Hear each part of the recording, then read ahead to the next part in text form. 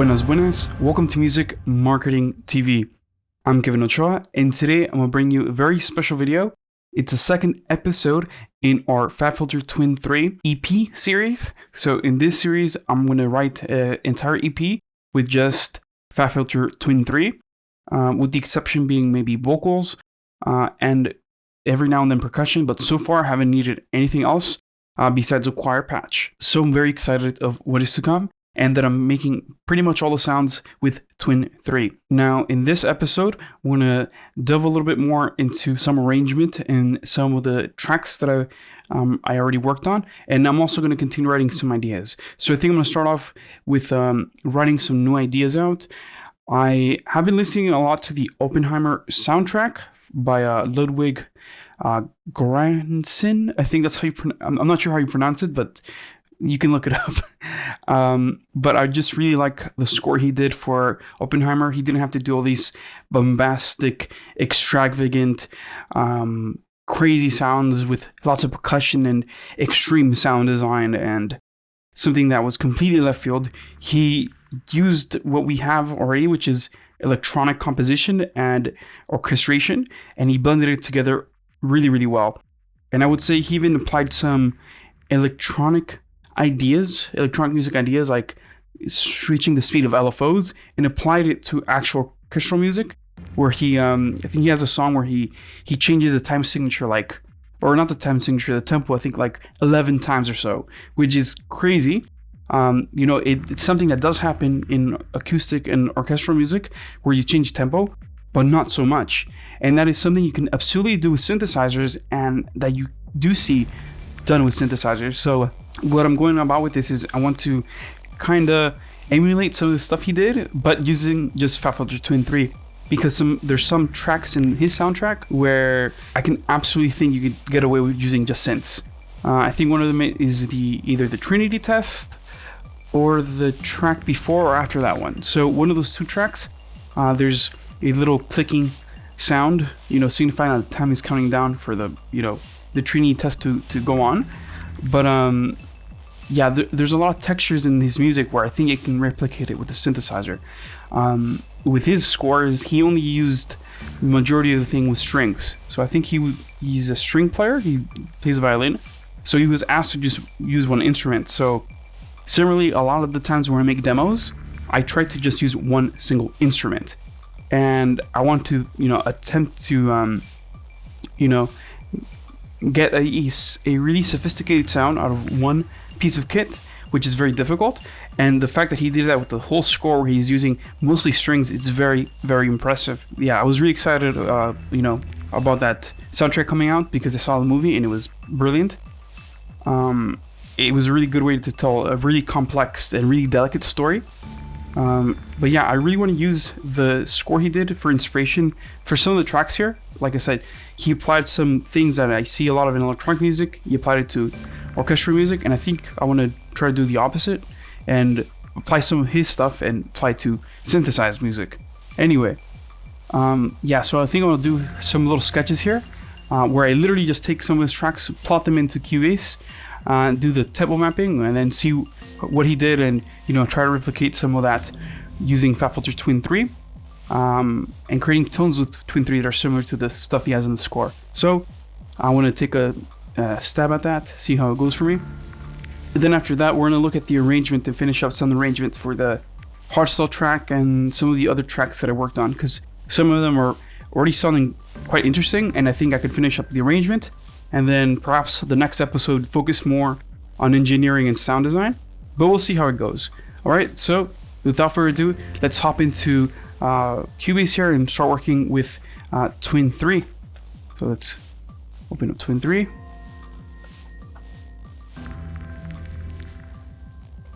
And see where this takes us, okay? So I'm gonna, at this point, mute my microphone. I'll keep on working, and I'll screen capture this, and I'll compile it. I'll, put a 15-minute section of that, and then I'll come back and speak to you guys on what I've done. All right? So see you guys in a bit.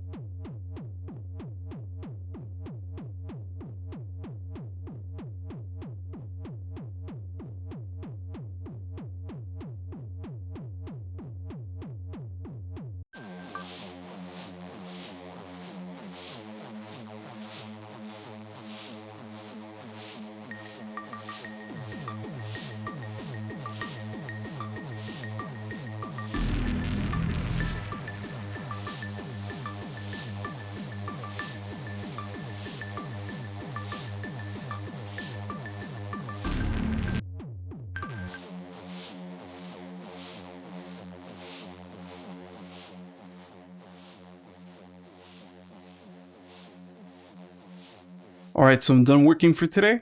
I want to share with you what I've got done so far, and I'm really happy with this. It took me a while to make it, but overall, the textures are pretty well thought out, and I'm pretty close to what I was trying to emulate, which was the Ground Zero track by Ludwig Göransson.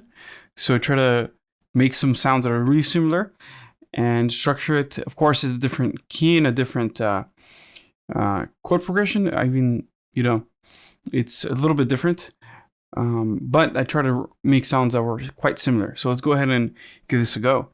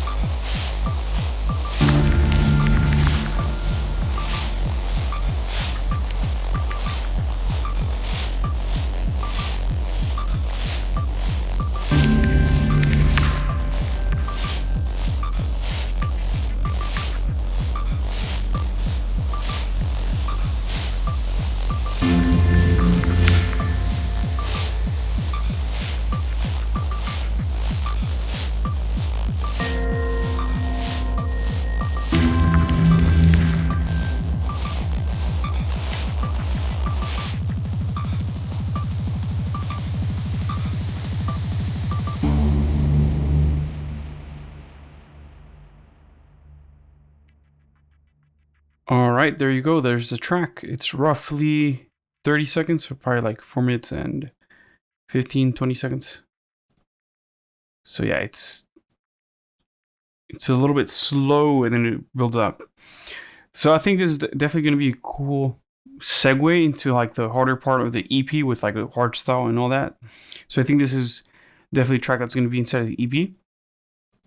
Now, yeah, like I said, I've been really inspired by by the work from Granson on Oppenheimer, and I really like how he like blended like all these string sections and synthesizers, and he made them play so well together. I'm guessing he also maybe used samples, or at least resampled some of the stuff he used, because like in this track I can't play it, of course, but the Ground Zero track, he has a little stab that's, you know, using a type of sound that's like the a Geiger meter. So it has that little crackle in there. I try to emulate it with this patch right here that I made.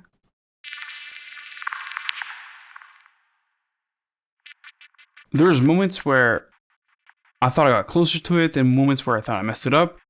But I kept it like pretty neutral. It's not too distorted, it's not too sparse, but it's a little bit aggressive.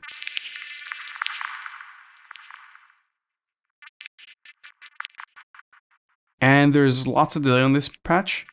If I take off the delay, we get something that's pretty sterile. Take off the reverb as well.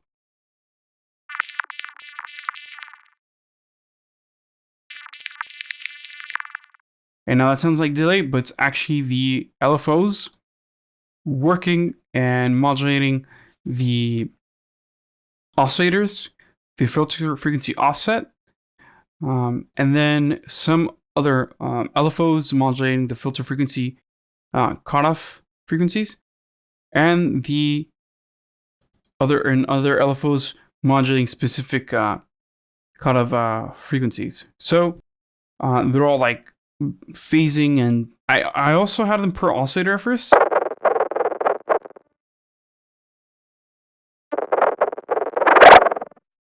But I felt like I wasn't getting the sound I wanted, so I switched it back to serial.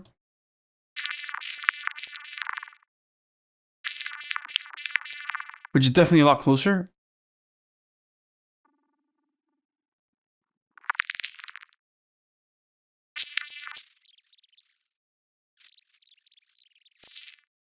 So you can use the filter frequency offset to create that tonality that you want inside of the patch.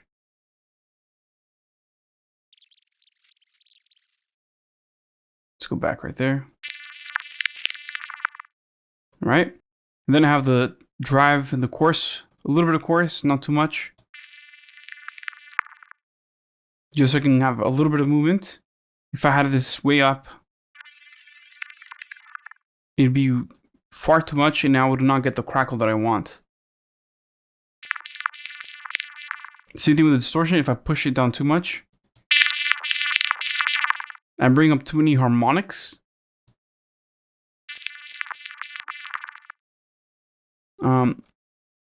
Now the type of modulation that I have on the patch with these LFOs is one random, and in the second half of the oscillation, it's a slope down or a slope up, depending on what I want.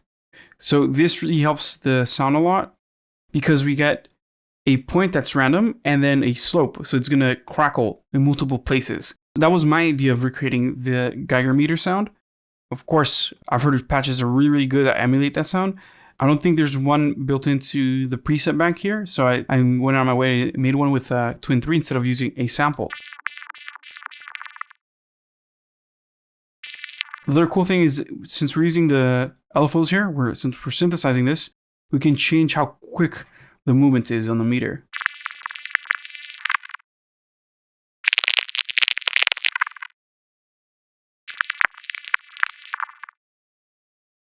See that?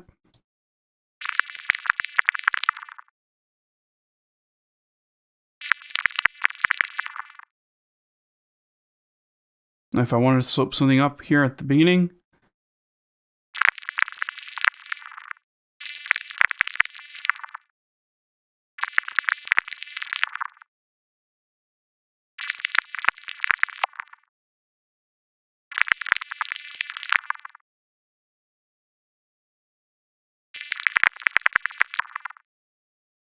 That's fantastic. Okay, sorry about that. We'll lower that in post. But there you go. That's an idea here. Now the oscillators are not that important for the sound. As you can see, if I remove them, I don't necessarily have to have a specific one. I just have to have a sound that's feeding into the oscillators. I mean, into the filters. Now, they're not really self-oscillating right now at this moment because I'm not driving them too hard. But if I were to push them harder, they would definitely self-oscillate. Again, I'll lower that in post. Let me lower this in volume here.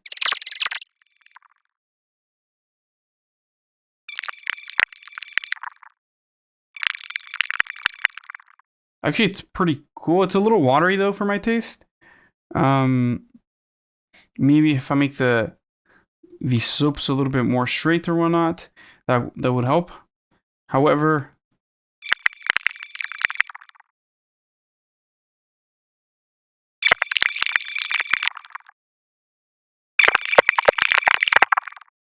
there you go.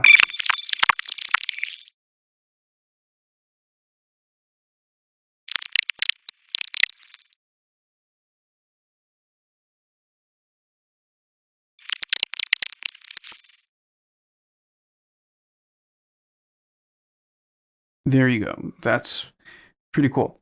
Let's go ahead and turn on the other processes on the sound itself. Let's go to Geiger meter again. I did a little bit of modulation with, or saturation with Saturn II. A bit of boosting in the mid-range with Pro Q3, and also tamed like some of the resonating frequencies.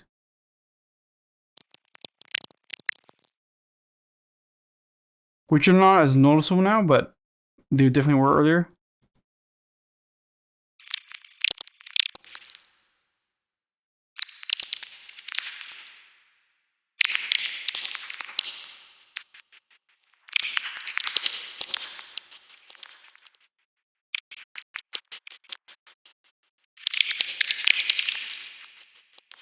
There you go. Let's go back to the setting I had before, because I felt like was a little bit more threatening than what we have right now. Though what we have right now is really nice and punchy. Maybe you can even layer different versions of this patch and get a more accurate sound. But there you go.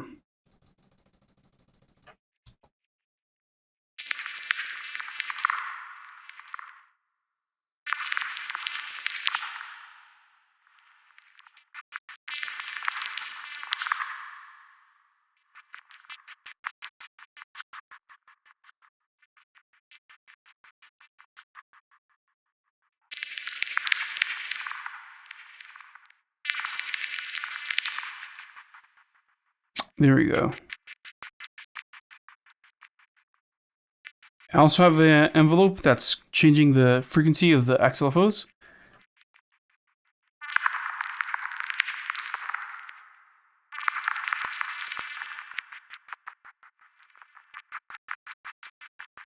Okay, so if I ramp it up a little bit slower, it's going to move slower. A little bit more slow. If I ramp up the attack quicker,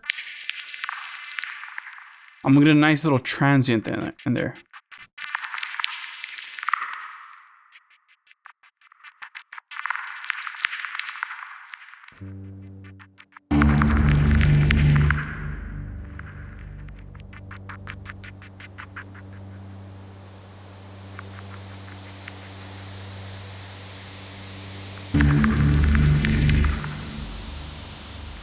The next sound that I have down here is the wind effect.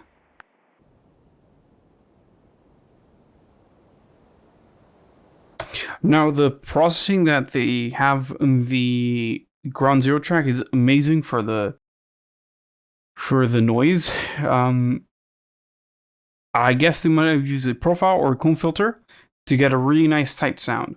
Now, in this case, I'm just doing something really simple. I'm using 2 bands to do 2 little notches and then have a low cut. Because I don't want to replicate the exact sound from the song, but I want to, you know, make it a little bit more EDM so it fits into the EP. And then I have a phaser, and that's going to create a little bit of combing. And let's play back this from right here.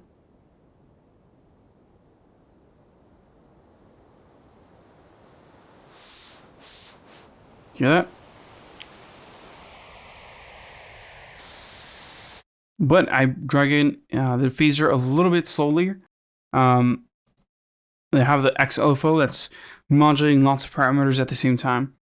It's modulating the oscillator 1 panning, the peak, the filter 3, filter frequency offset, effects delay amount, effects delay feedback, and effects phaser amount.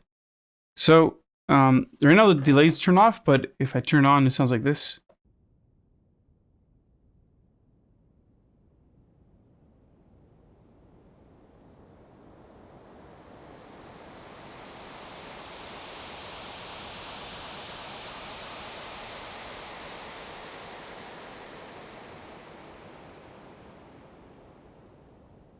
It sounds really lovely. It almost sounds like we're not actually playing those phasers or peaks or, you know, as much, because we're having a little bit of that previous sound overlap. So it sounds a little bit smoother than if I have it turned off. Also have a drive, so we're not hearing the whole frequency spectrum.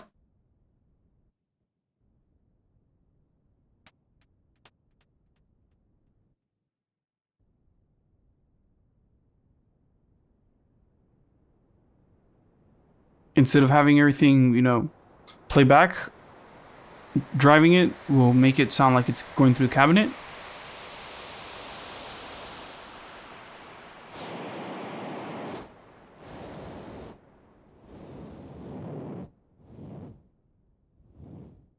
So yeah, it definitely helps a bit. Okay. And that's pretty much for the wind. And there's really no automation going on. I just make sure that I have the correct length for my MIDI note, which in this case is roughly, how many bars? Is bar 9 through bar 49, so 40 bars for this intro part, and then have it play again after a brief period where it's turned off. The next sound that I have down here is the sustain sound.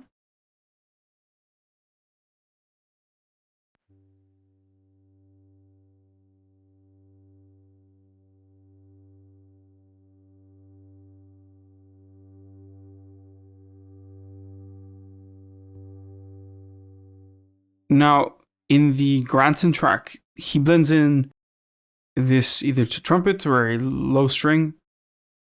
It's not really transient heavy, so I can't really tell. I think it might be a trumpet. He brings it in, and he tunes it with the actual noise, or tunes the noise to the trumpet sound. So that sounds really, really fantastic. In this case, I didn't go that deep into it, but I did use one of the presets that I have. It's called the Trumplin, because it sounds like a violin, but also like a trumpet. And I modulated lots of parameters here, such as the oscillator levels, the output volume, and the EG main level. That way, we're not driving into the filter bands right here, which are creating distortion and and the resonating into the drive. So, you know, they're going to create some intermodulation distortion too, hopefully. But because I'm dialing back a little bit back, I'm not going to get that big distorted sound that I would get if I did have them, you know, all the way open.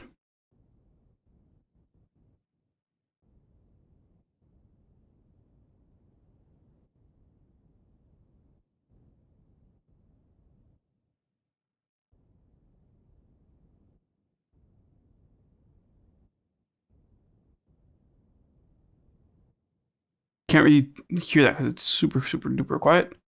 Let's see it back over here. Because I also automated the pregain, by the way. So it slowly builds into the noise as well. So it's not overpowering the noise, because if I did have this at 0, at first it would overpower the noise. Watch.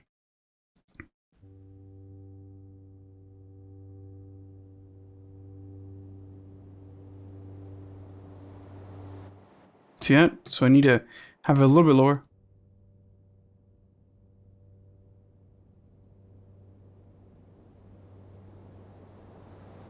So it builds in with the noise. All right. So here I have the sustain again.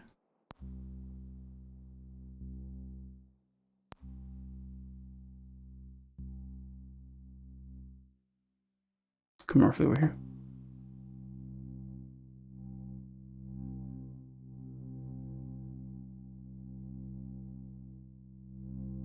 So there you can appreciate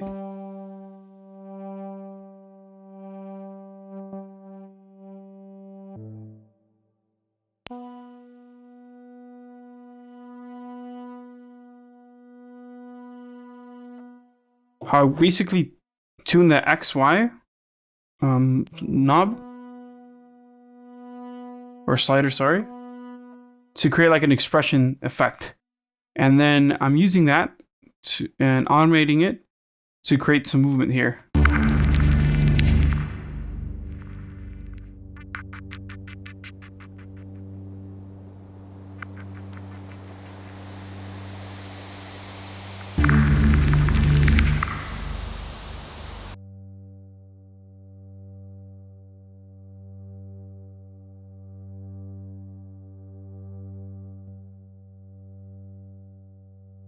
So there's parts where there's less harmonics because we're not driving that much into the distortion. And there's a little part right here I need to clean up right there.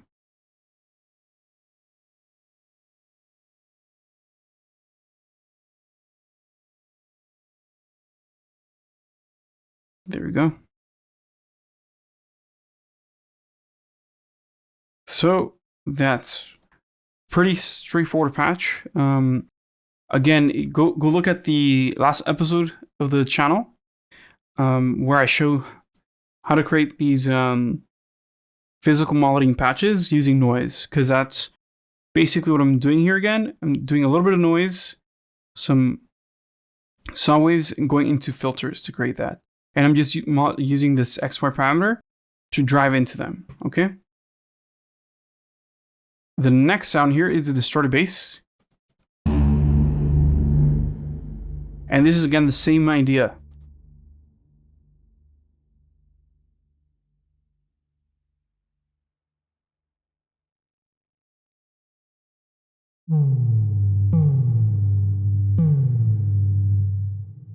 We have a noise running into these parameters right there. And then we tune the actual sound with the filter frequency offset. In this case, it's a bit out of key, so let's fix that a little bit. -2.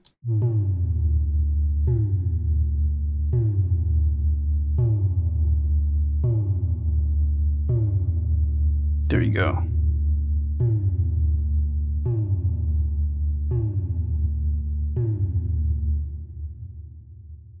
I forgot to key it properly, but there we go. Then with the song waves,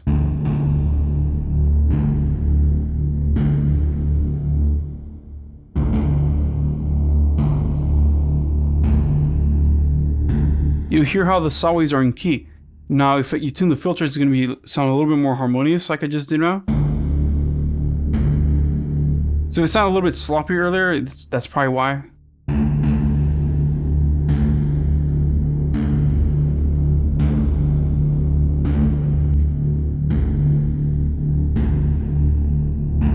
Oh, it sounds sloppy, but it does sound a little nice and distorted.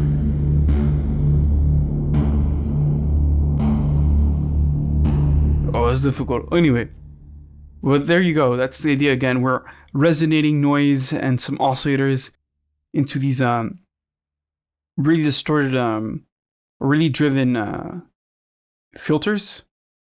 And these are all set per oscillator as well. I also have a filter frequency offset parameter here that I can use to create a harder stab if I wanted to.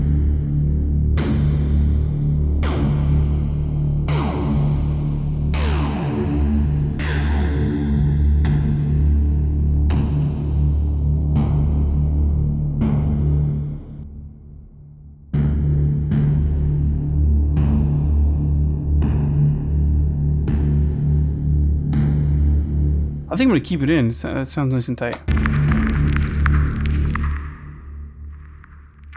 And that is going through distortion.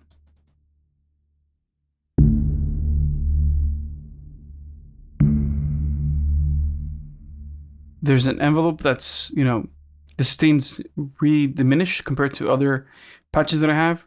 There's a significant amount of chorus. If I didn't want it to be that wide, I'd duck it in.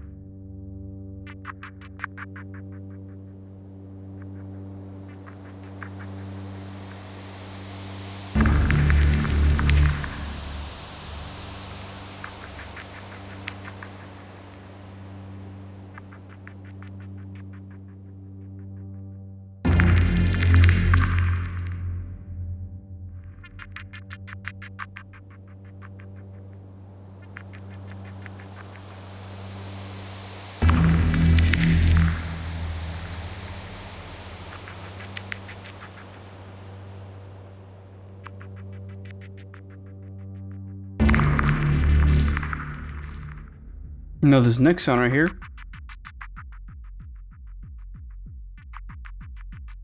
it's some Geiger inspired sound.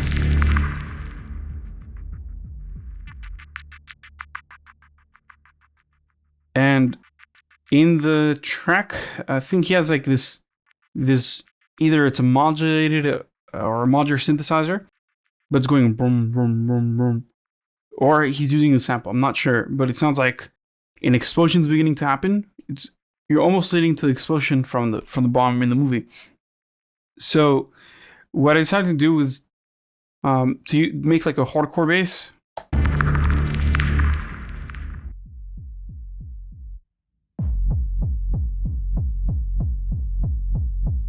And have the back part be tuned and the first half be an envelope. The same thing with the top part of it.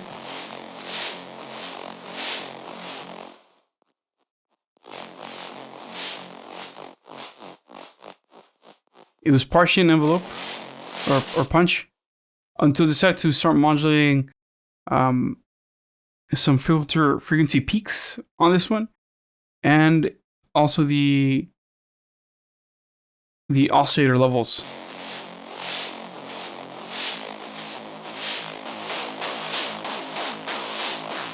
So instead of getting the straight punch, I'm getting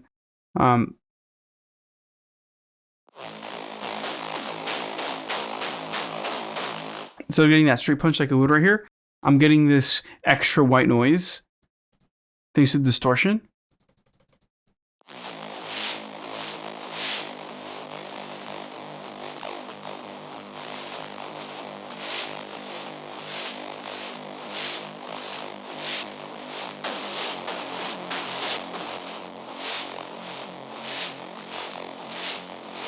And thanks to the second band that I have. So these two patches are exactly identical, except for the fact that this other one's has the bass playing, you know, all the way down, and it has a bit of a sidechain on the level, on the upper volume, to give me that punch, and a little bit of a reverse bass all the way to the end. And the other one's doing the opposite. It's being all the mid-range and all the high end.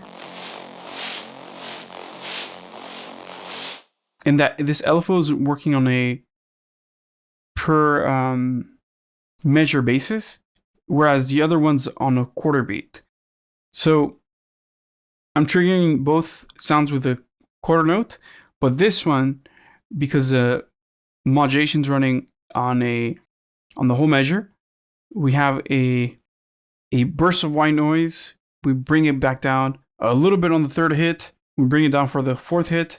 And we bring it back up for the first hit.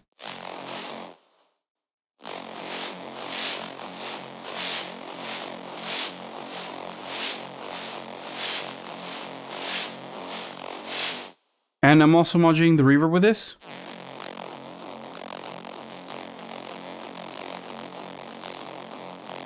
So that noise is really, really subtle. But once I add the reverb,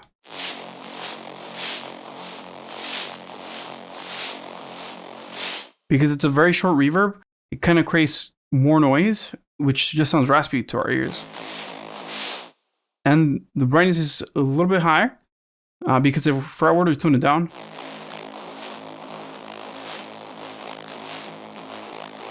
it wouldn't give me that effect that I'm looking for.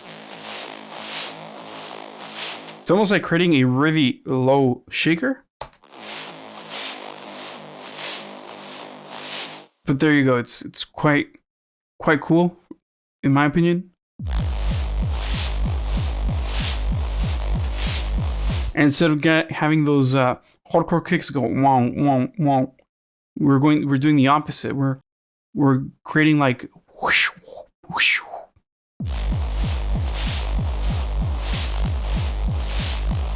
Yeah, it's like almost talking every couple steps. So I really like that. Yeah, so that gives it a little bit more movement instead of just being on the one.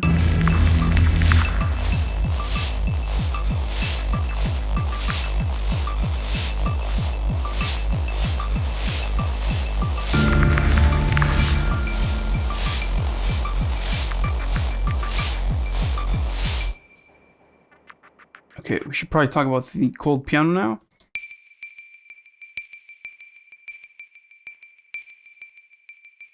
This is a piano patch that I made. And I shortened the attack quite a bit.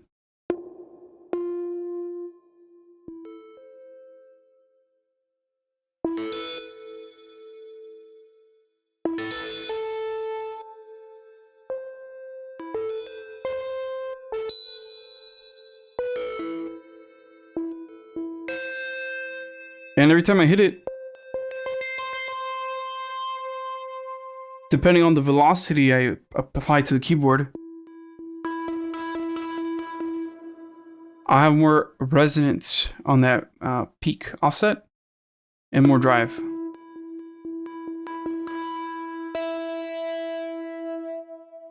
And the way I program the MIDI is so that there is the first hit that's loud, and the rest are slowly becoming quieter.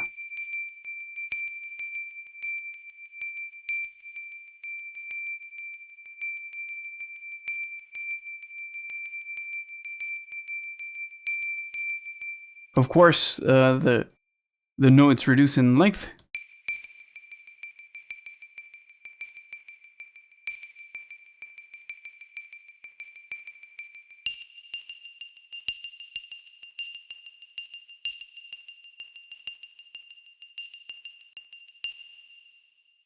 So that we can actually like get a little percussive hit instead of just the sustained tone, which would be very, very annoying.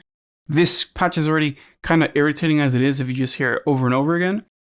But once you actually play it in the whole context of everything, it sounds really nice in its place.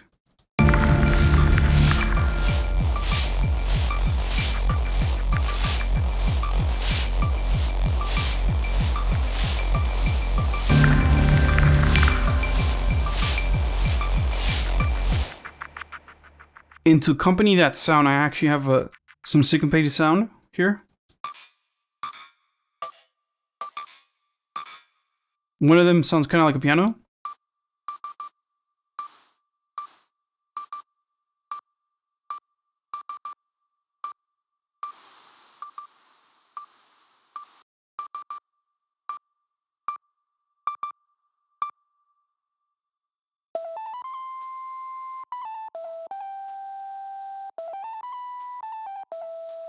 But I'm shifting part of the tail.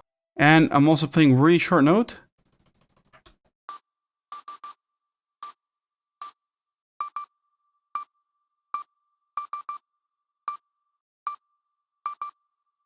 And I'm modulating some of these parameters here. Let me show you.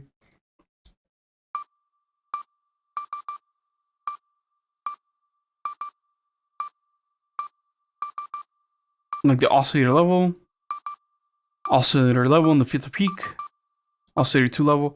Now I think this is, I modulated this from a preset and then I saved it as my own, and I modified it again right now. But in reality, it was like a snare preset, which is so different now. But yeah, I want to create the syncopation.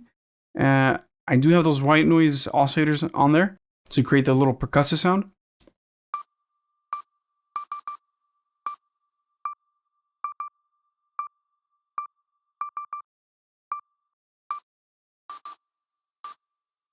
Because without this, it just looks like a medical, or sounds like a medical warning sound. You also have some syncopation from this bass patch, which is a dubstep bass patch.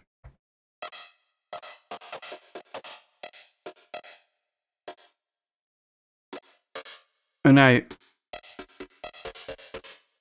filter the low end out of it.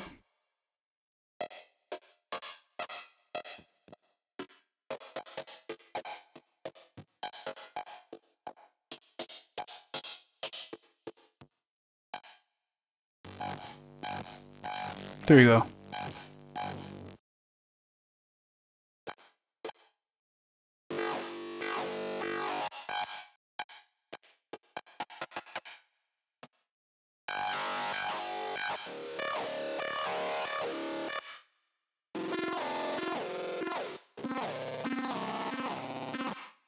So by simply just lowering down the sustain,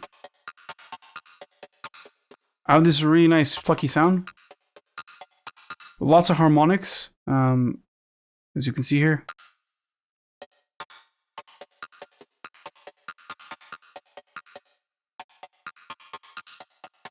And I have a free LFO that's modulating the master tuning, so it's a little bit different in pitch every time.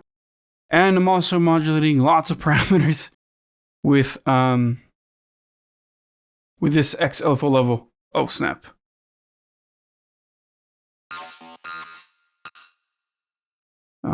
X oscillator 1, oscillator 2, oscillator 3 level, oscillator 4 sync, filter 1 frequency, filter 1 peak, filter 2 frequency, filter 2 frequency again.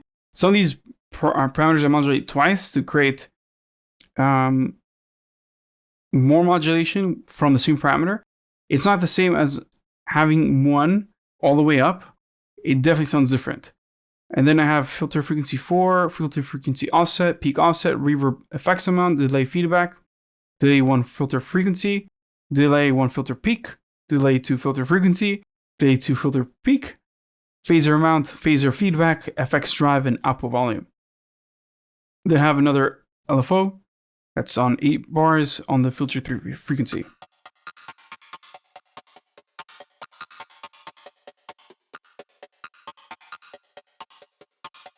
So as time goes on, this parameters change. Yeah, this is really helpful. So now once I play in the track,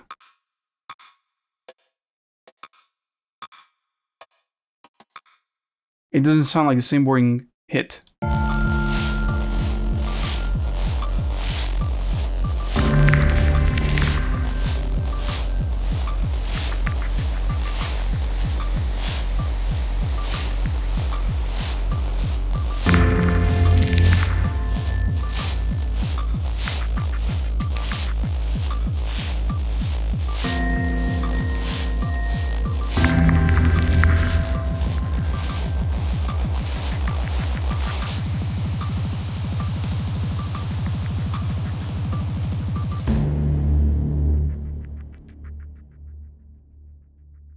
That sounds really, really nice. Okay, there's just one more sound that I have to show you, which is the keys right here.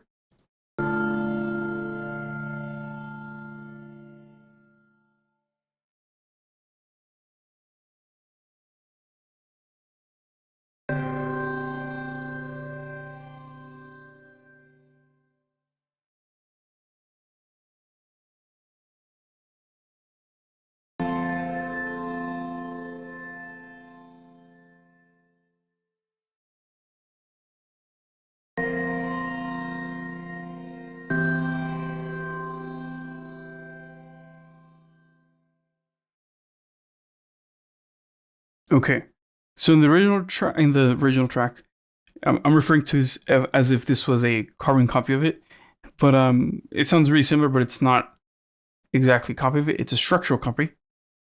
And yeah, in the original Johansson Goranson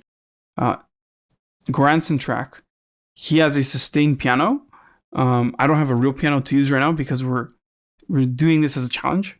So I have Twin 3. So I have different oscillators. Again, I'm using some white noise and I'm oscillating that filter on that white noise. I'm also have a, what is this? A triangle, pure triangle, and another pure triangle. And these are all playing the same octave, but I'm resonating different parts of those individual oscillators with the filters because they're all playing per oscillator. So if I were to select them all and change them all to or change them all to 0, I'd get a very different sound as if I had them per oscillator.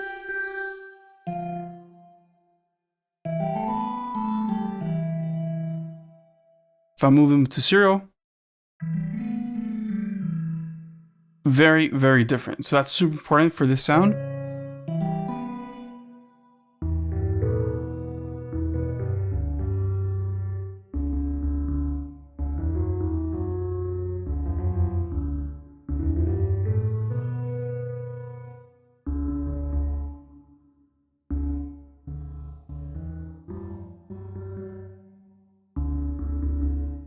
So we need to keep that in per oscillator mode. Now,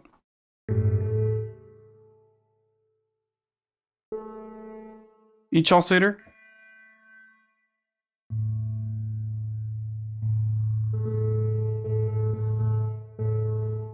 is adding a little bit to that body of that instrument.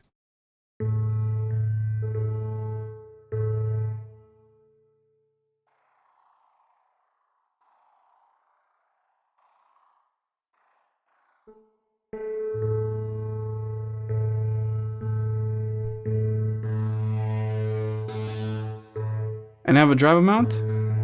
I guess if I wanted to emulate like a Wurlitzer, I could use an XLFO and modulate a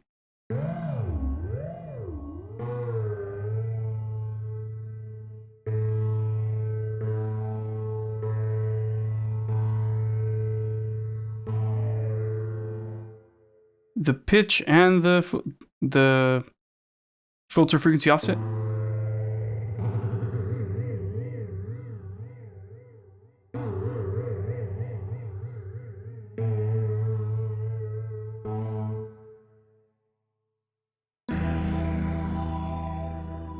There we go.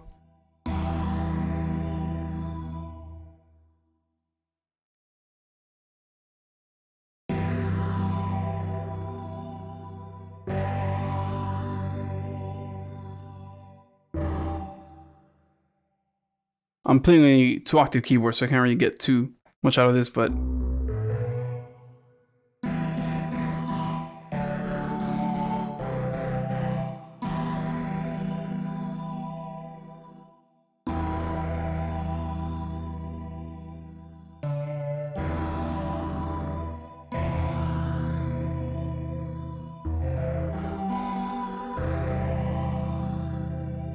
it sounds really great. Let's pull the drive down.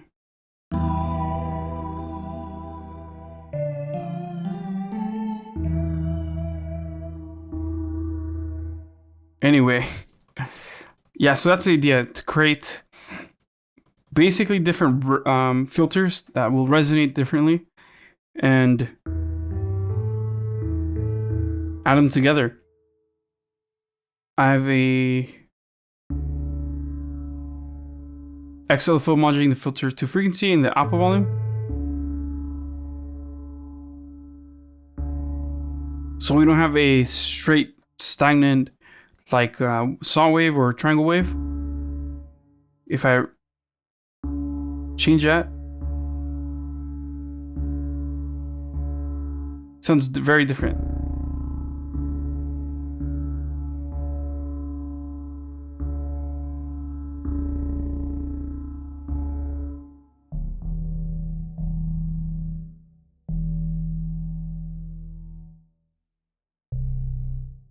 I think it makes it so that the deeper notes sound a little bit more realistic to my ears, at least.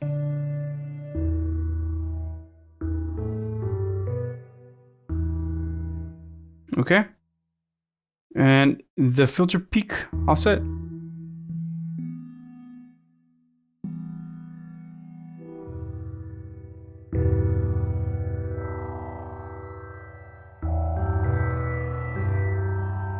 It definitely helps create different timbres for this piano.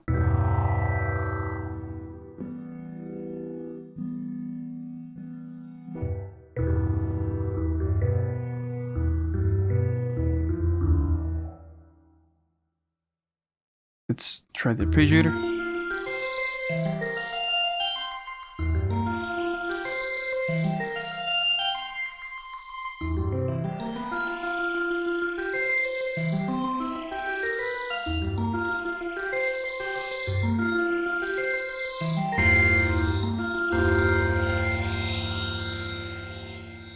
Okay, got a little hectic.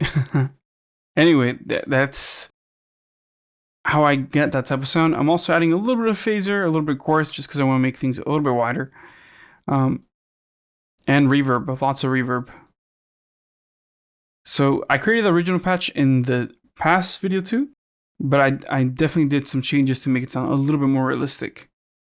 Yeah, so that's pretty much it for this song. An airplane just passed by and that ruined my segue.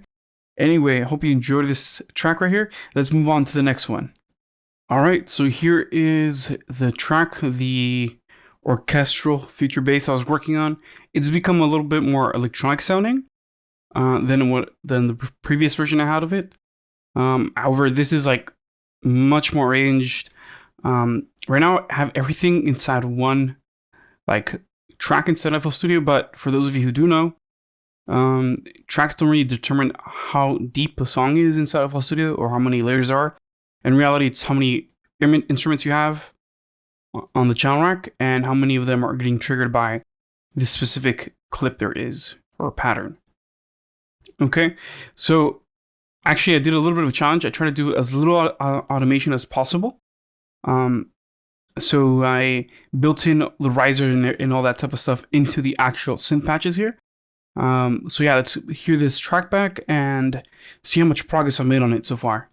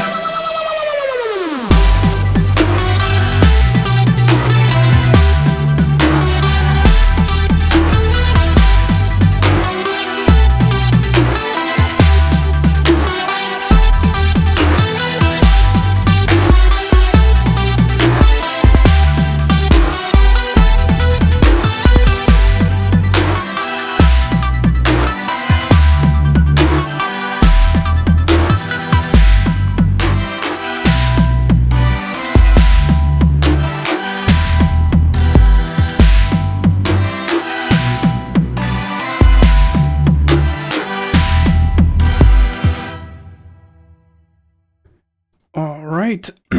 Sorry. So that's the version of the track I have now. I'm losing my voice a little bit. I hope I'm not getting a little bit sick. But yeah, the track is pretty good so far. I'm pretty happy with it. Like I said, the sounds are modified from what I had before. The orchestral sounding like violins and whatnot made them sound a little bit more digital. Specifically, you can hear it. Let's try around here.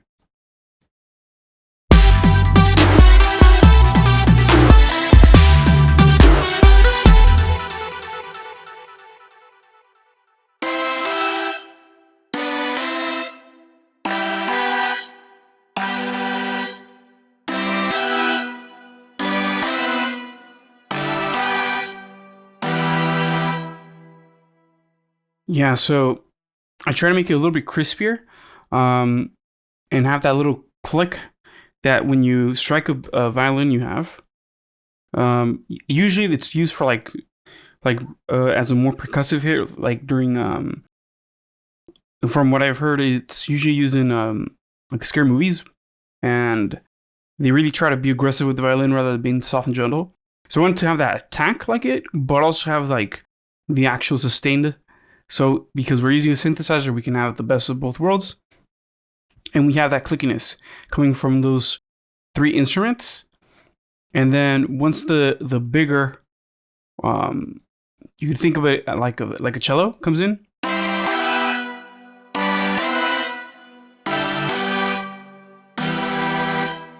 We get those deeper notes. Again, I covered most of this patch earlier in the series, but let me show you what I have now. So in case there's some modifications for you guys, here we have the first cello.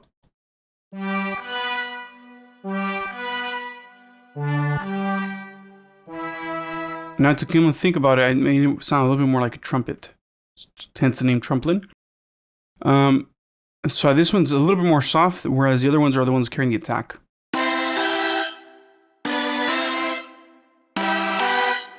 This is definitely modified a little bit. And I think I added more resonances up here. Let's mute this for a second.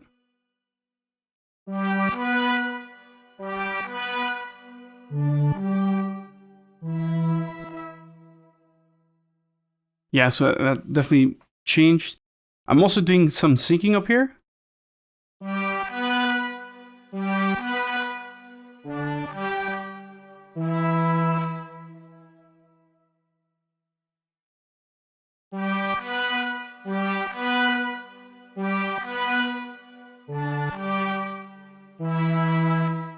So it's definitely helping it not sound as dark. And we could probably get a little bit closer to the full 3 octaves.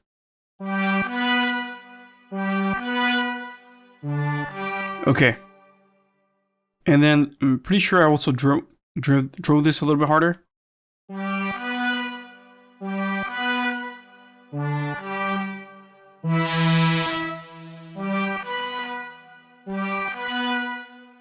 Yeah.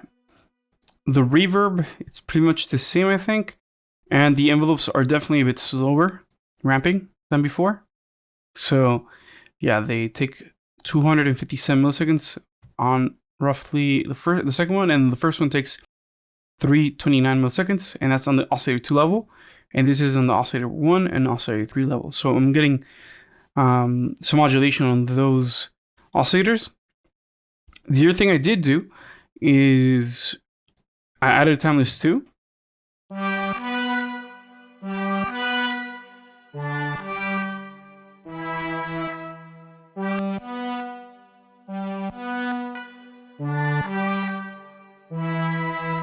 And now with the pitch shifted all the way up, I'm creating like a harmonic on top or a unison on top.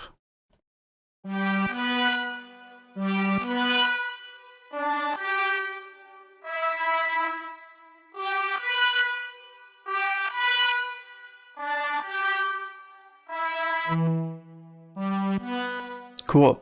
Now, if I were to have the ducking on from the default preset, sound a little bit something like this.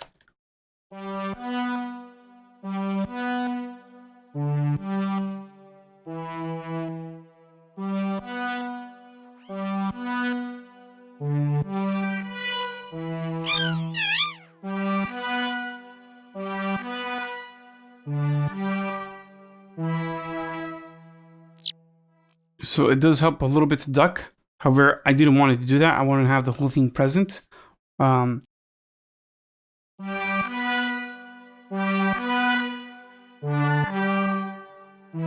you could use the feedback to make it ring a little bit longer too, if you like.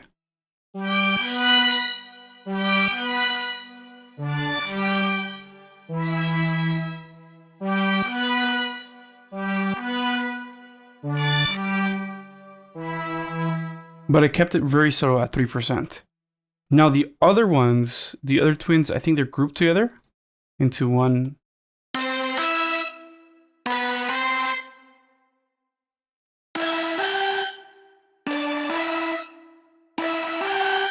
Yep. And they're grouped into number 9. And let's check out the processing here. So number 9, we got some EQ.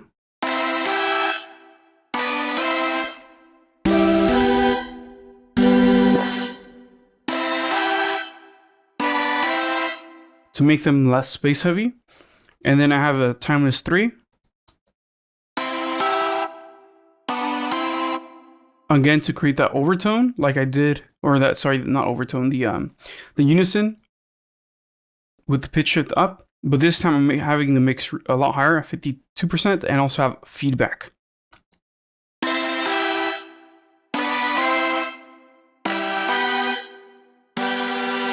So that's also helping with the clickiness. Because since it's a little bit sloppy, it's making it sound like there's more than one violin playing.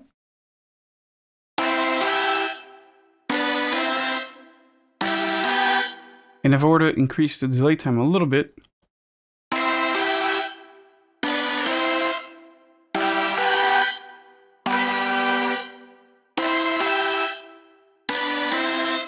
it's a bit more noticeable with those clicks.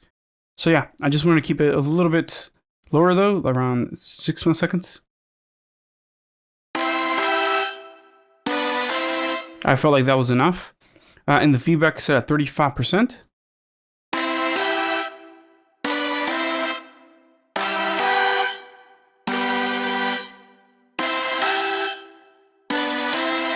I felt like that was a good spot to be in. Okay. And yeah, so that's a pretty simple patch. It's based on the regular preset, the default preset. And then I'm adding more side information.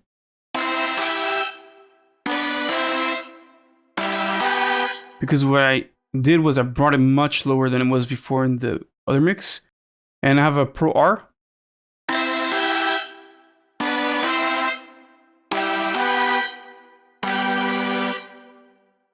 And a Pro C2 to create some sidechain from, let's see, what channel is this? From insert 14, so I'm guessing that's the kick drum.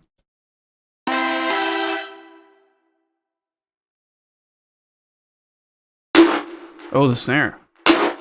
Yeah, so I'm really trying to get that to duck when the snare is hitting.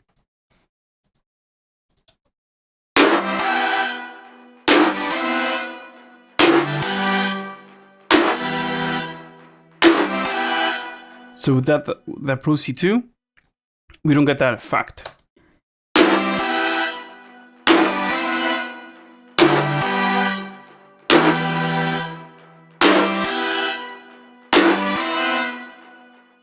So yeah, I just want to have it a bit ducked.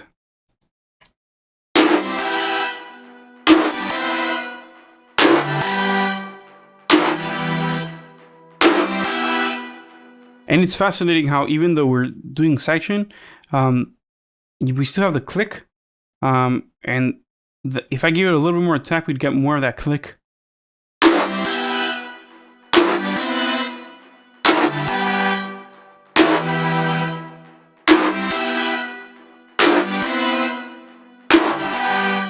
So we get more of that click from the patch I created, but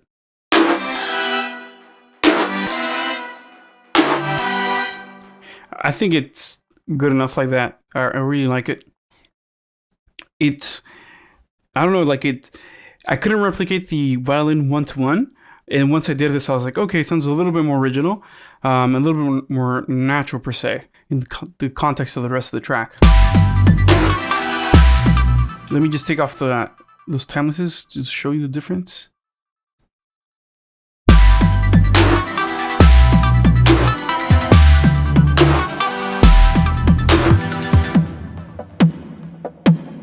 Yeah, so I think it helped quite a bit.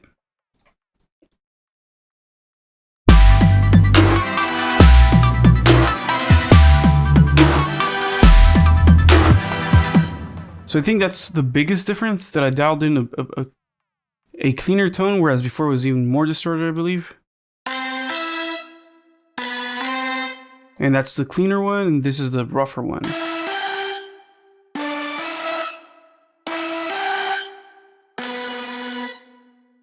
Yeah.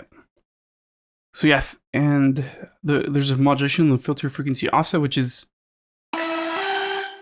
part of it's making the clicky noise.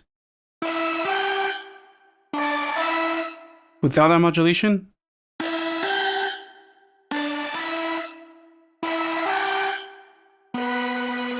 as you can hear, it's very soft, and with it, we have that fast movement on that filter.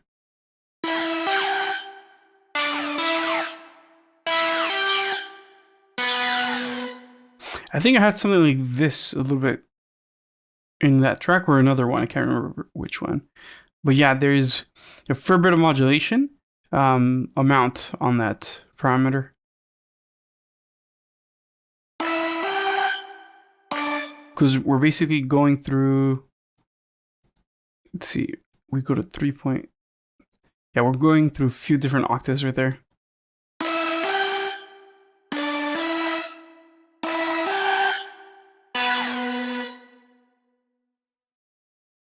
Let's see if we hold it. Ooh! That's pretty cool, actually. It's good to go.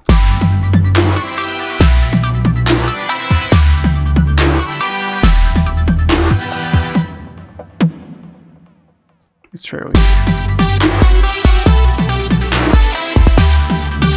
Okay, maybe I won't do it with that one. Let's see, let's give it a go on the other one right here. By the way, try to match the envelopes as closely as I could. Let's try this one.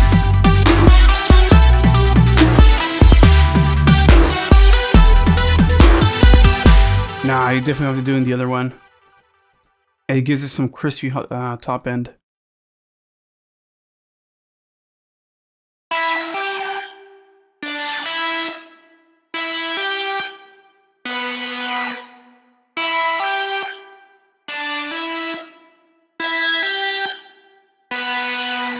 That's crazy. Well, I know it's like really basic synthesis, but the way you're doing a twin, it just, I don't know, it surprises me, you know. I'm still getting used to how much you can dial in with the synthesizer, even though I've been using it quite a lot. Like, of course, it can make a simple patch, but once you do a little bit of this type of modulation and a little bit of stuff with the chorus, you can really go far. And yeah, I think it'd be hard to get this sound with another analog emulation synth, but we can here.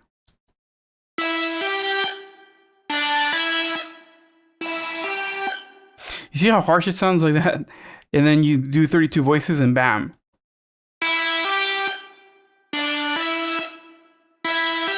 It's still harsh, but there's still movement. So what I could do to soften this up, probably do some dynamic EQ around here.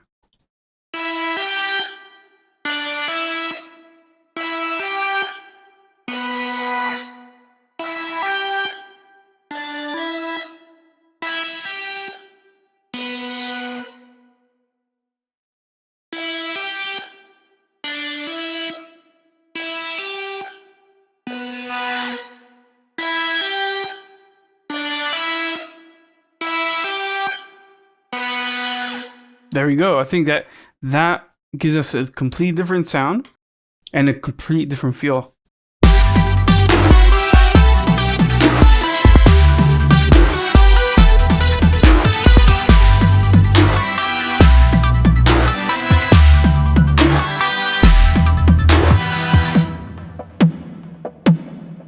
And I think what I can also do is get rid of this sine information a little bit.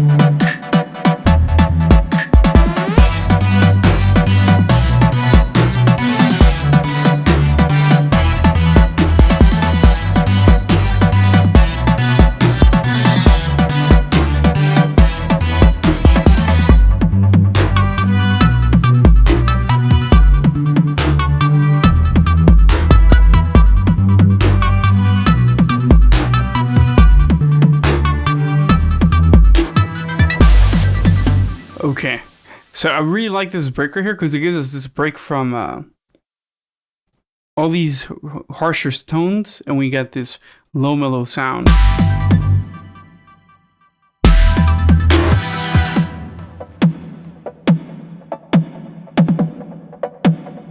And I have that tom thing right here.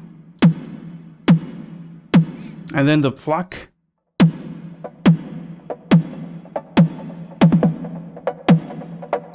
And I'm really relying on the delay here to create that that feel and that pluck. Let me find it.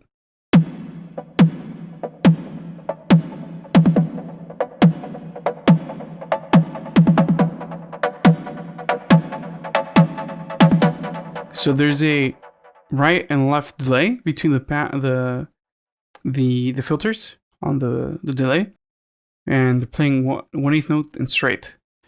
So adding that gives you a little bit of a dubbier feel. Whereas if I added this complete straight,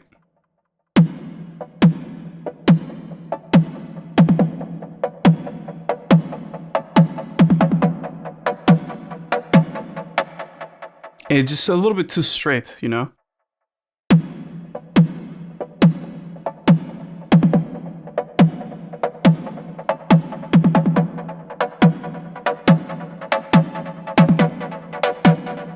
Yeah, definitely feels pretty good.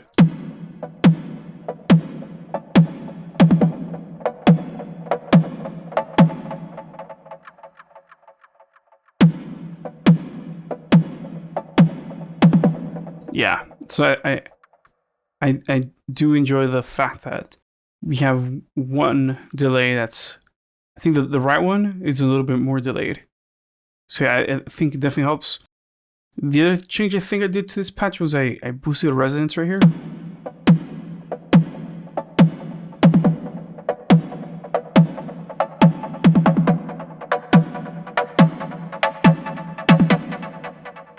So would it be your straight classic trance patch that I made right here?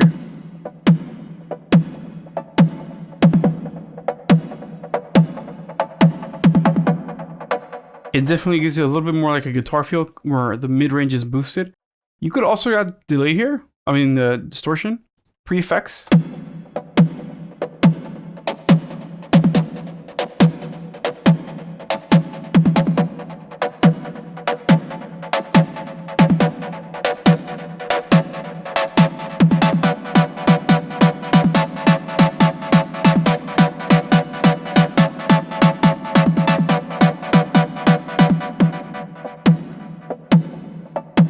And a phaser. I think that would also be dope. I don't know why I didn't use it. Let's see. Let's change the rate on this.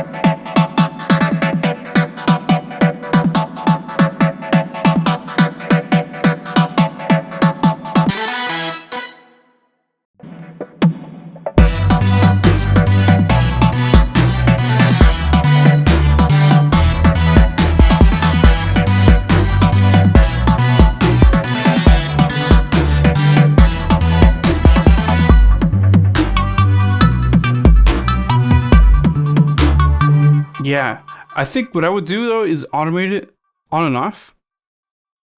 So that when we have all these heavier or plucks that are already open, I would probably dial it a little bit back. So it can still be a little bit more present when compared to your tones. I could also dial back the automation on this one right here.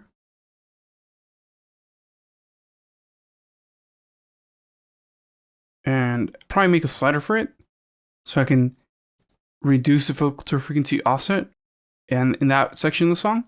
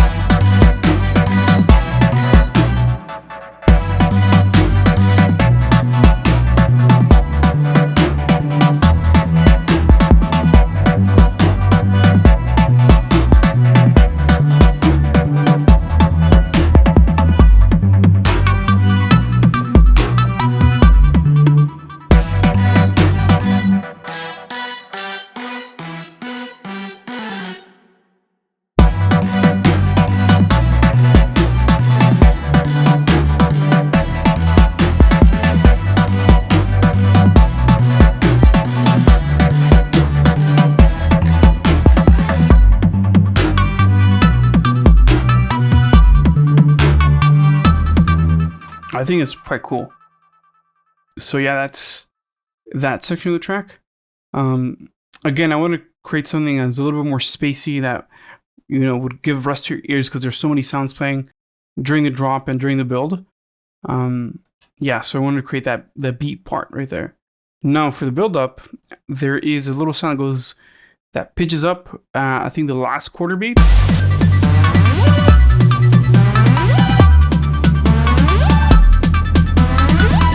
Or the last beat, I should say. And it's this little guy right here. So this is the little riser thing. And let me show you how I made that. The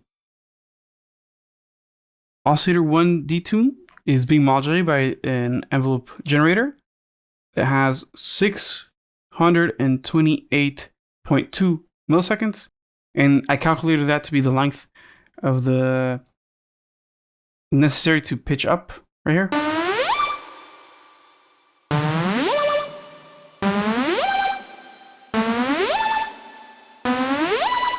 Any slower?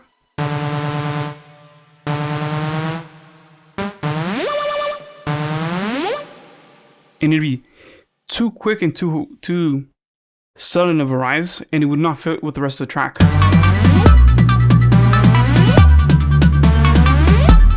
Whereas if I have it like this, it lets you have a moment where you play the tone.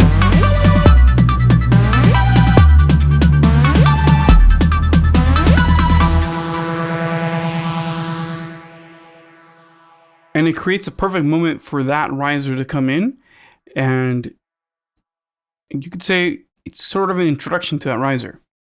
The other thing this is modulating is the filter frequency offset, which is what gives you that vibrato effect.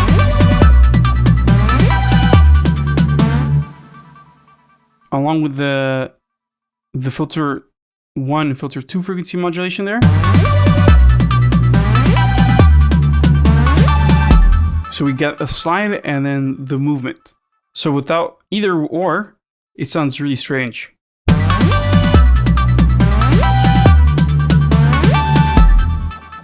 It sounds a little too harsh without it. And without this filter frequency offset.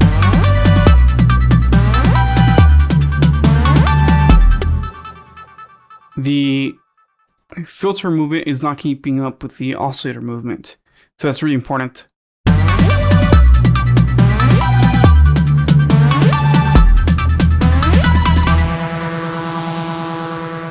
And there's a bit of filter peak offset right there.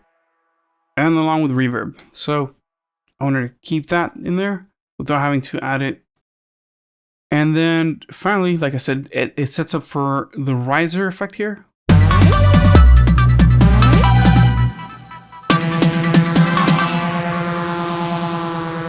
Which is essentially the same patch, except we have a modulation attack on the envelope generator of 5.14 seconds.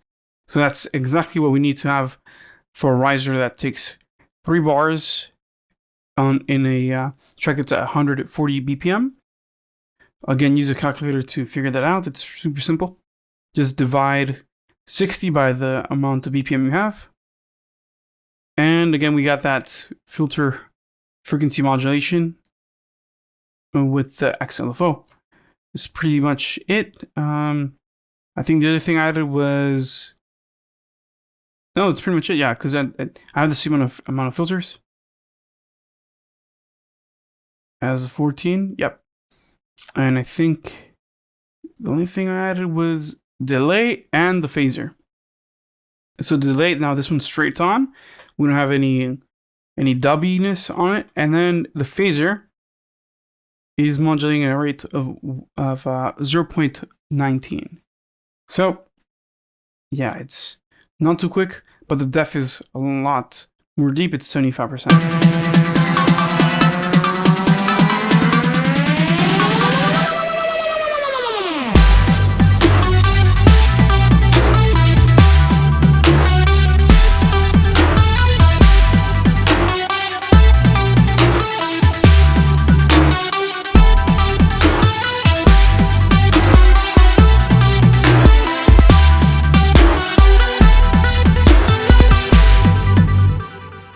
Okay, now another change that I made to the track was the drums. I made them a little bit harder. Where is the clap right here? 14. Now this is definitely something that I struggle with a little bit, because the clap isn't just working as a clap, but also as a snare. So I had to have that modulation, like multiple people are clapping. And that is achieved by having multiple envelope generators that have an attack delay on them set to different amount of milliseconds. So they're all delayed away from each other, and they're all modulating different oscillators. The other thing I did in this case was I used a filter frequency offset to modulate some level of the oscillators. An XLFO to modulate the level of the oscillators, and the envelope generator to create some resonances here.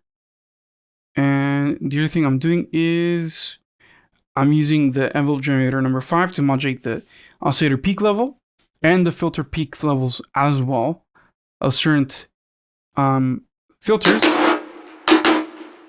to get that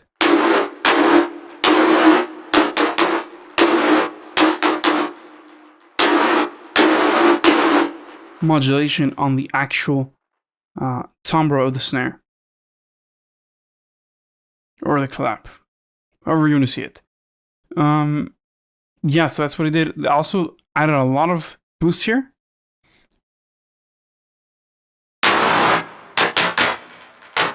Yeah, because before I think I had a pretty standard clap sound, but once we added the peaks right here,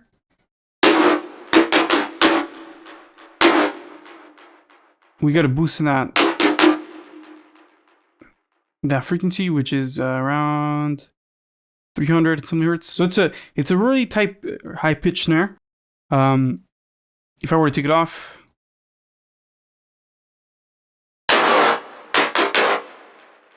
again, it doesn't sound as hard. That definitely sounds a bit hard, a bit hollow. I also did a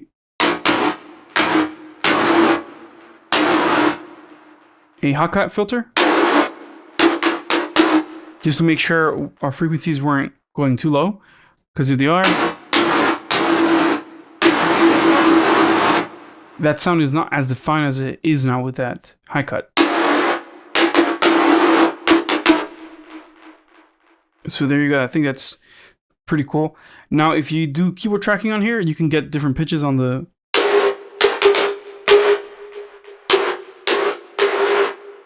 filter.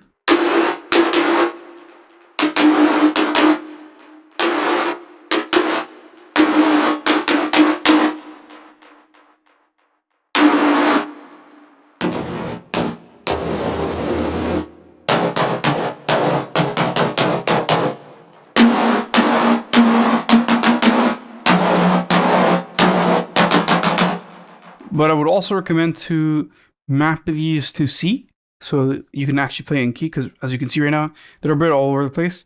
So make sure you do that if you do want to tune them. I think that is always helpful, as I've shown throughout the series of these videos. But yeah, that was the biggest change to the clap. The other change outside of the synth itself was in processing. So when I started processing this, I used Saturn 2.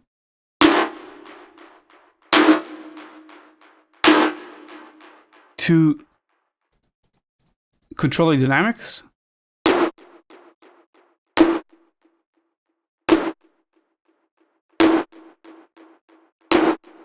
And I'm not sure if this does compression and expansion. Let's see, let's read the manual. It says, the dynamics knob increases or decreases the dynamics of a band. Turn it left to expand the signal. Okay, so it does expansion to the left. So it does downward expansion to the left, which creates miracles on guitar sounds when combined with heavy distortion. Turn it to the right to squash the signal and introduce heavy pumping, which is great for spicing up your drum loops or vocals. So actually, the manual was correct. They helped with the drum, with the clap. In the center position, the dynamics of the incoming signal are not changed. You can quickly set this position by clicking the knob. So yeah, over here, I'm guessing there's a little bit of upwards expansion and downwards compression. And over here, I'm guessing it's a little bit of a downwards expansion.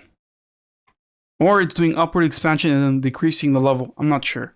But yeah, that's what's going on right there. So, of course, I had it around 0.48. And the filter frequency is set to, or the band 1 feedback frequency is set to 250, which is normal. I did try to set this to the frequency that I had over here in the patch itself, which is 318.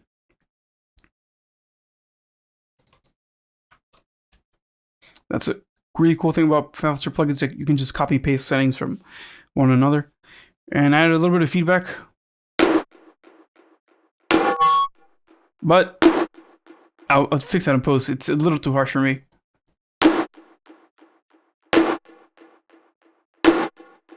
Even if I add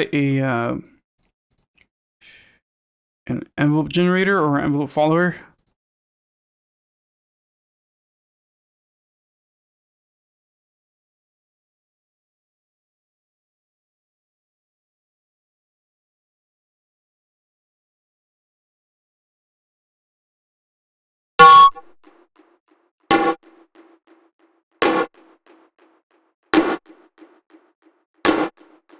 it's a little too harsh for me, my taste.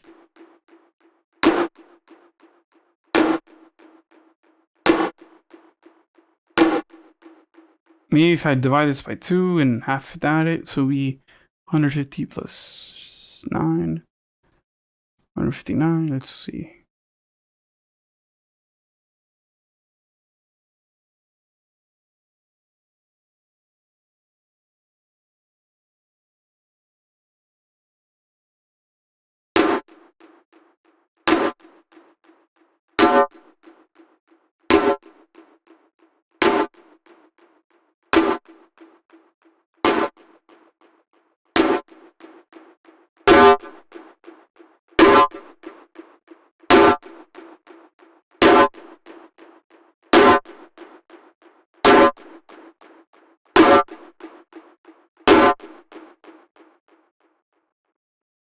Oh, look at this. I could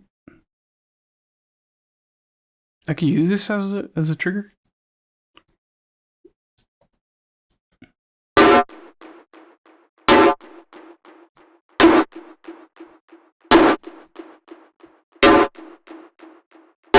Interesting. Okay, you could probably make hi-hats with this now.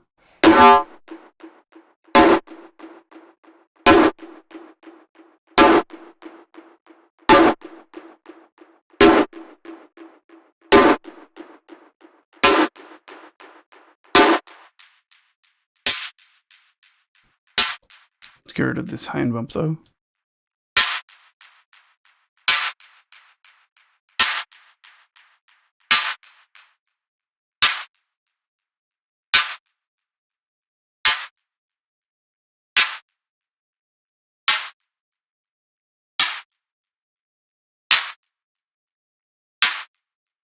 Cool. Okay, so I just tried something new and learned something new right now.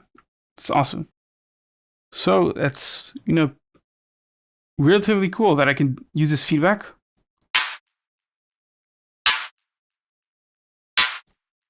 I'm guessing if I have the decay be slower.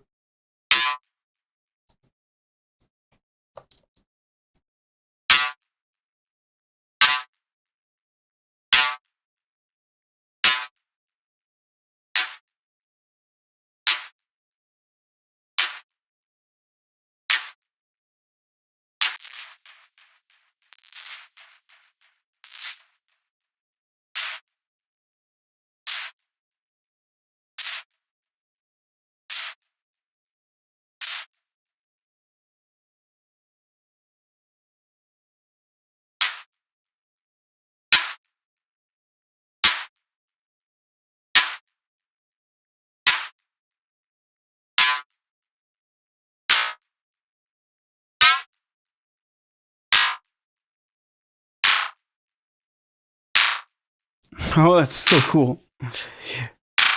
Okay, so I can even enhance that clap now.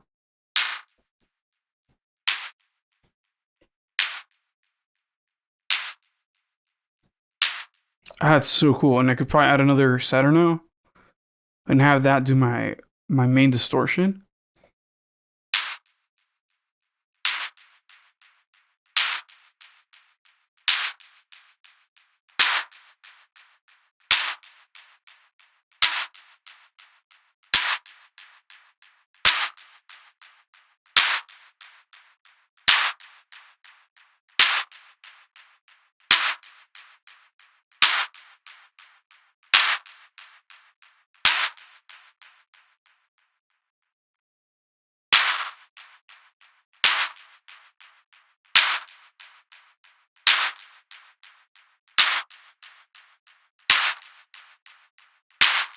Oh wow!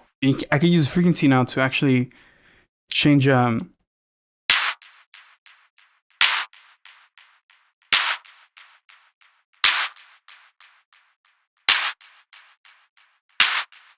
how fast that repetition is with the clap. Wow.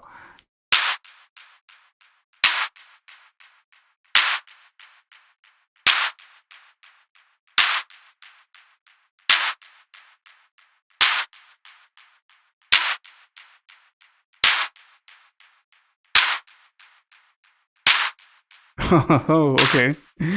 Oh, that's awesome. Okay, so I'm guessing if I do a little bit of a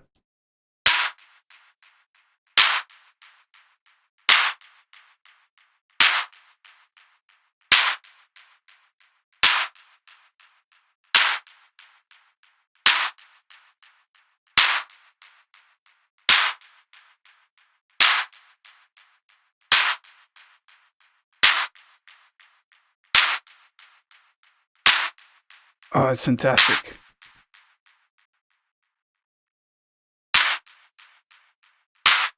Oh, that's so good. Okay. That is really, really, really good. I'm gonna save this as another project so I don't overwrite the other project, and I'll use this to create an effect. This is really fun, and it's just modulating 2 parameters, and we get something that we didn't have before.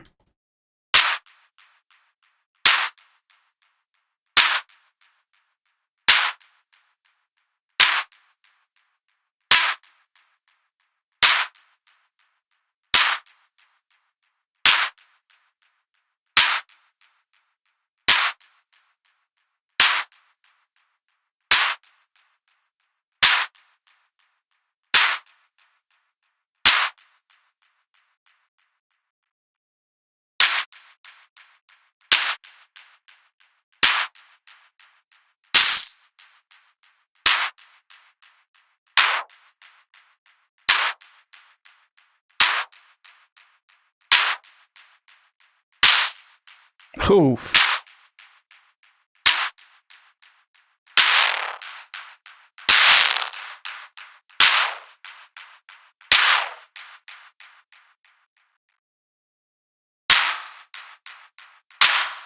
oh goodness. That is so, so, so good. Okay, let's turn off the delay from here.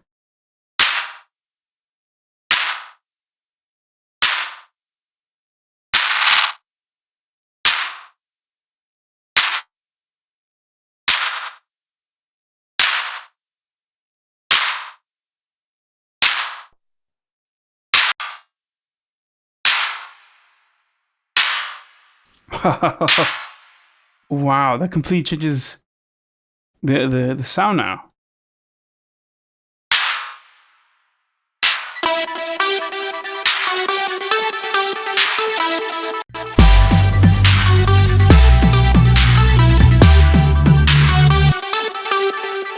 Of course, I need to process this a little bit more with the second Saturn.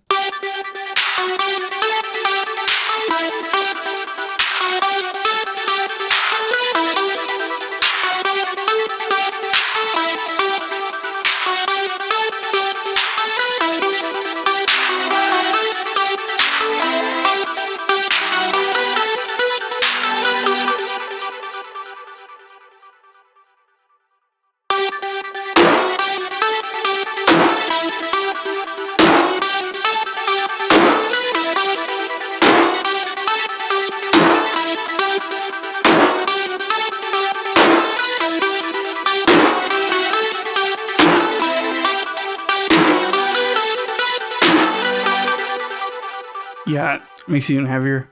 Let's go.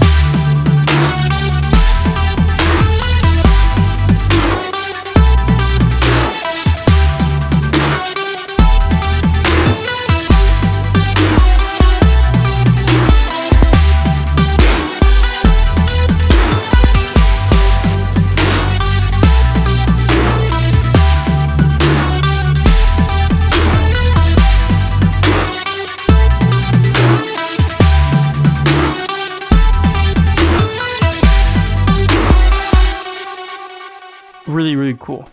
All right, let's see how far we can go back here.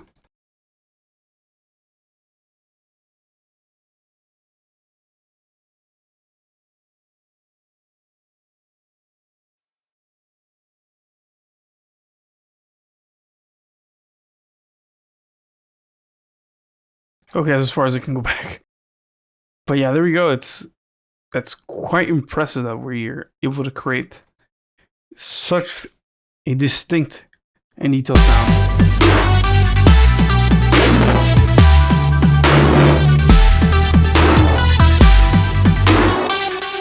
And I'm wondering what this would sound like on toms. I think that'd be absolutely massive. Yeah, it's really cool.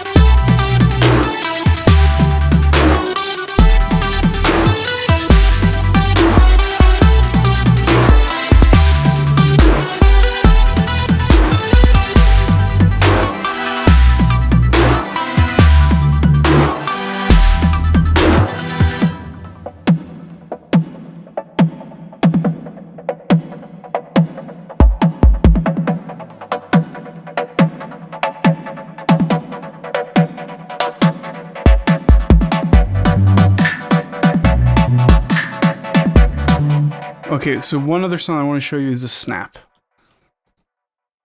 It should be right here.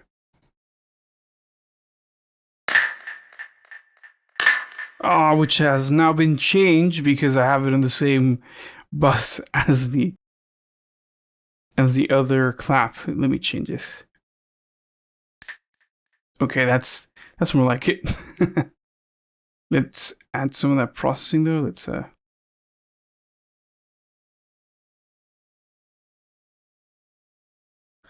what I'll do though is I'll change the Saturn.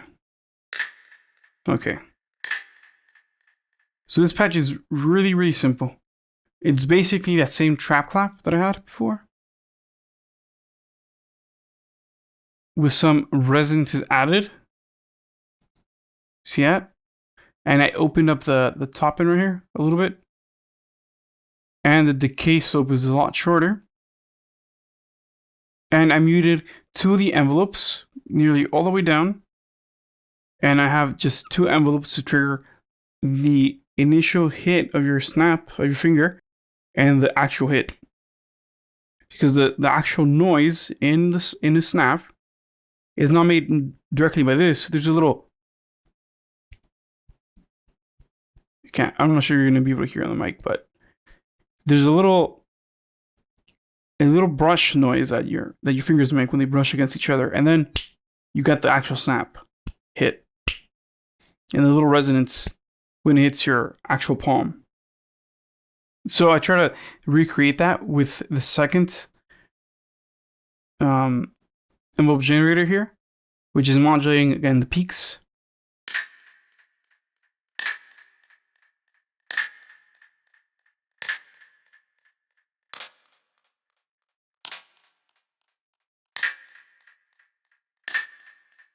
And I think it does a pretty good job. I haven't really tried to mess around with them and see if I make them negative, it sound different.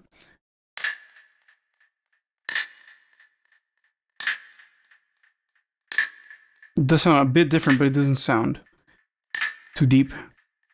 But yeah, there you go. I wanted to create a little snap. And then the other thing I would do for this is maybe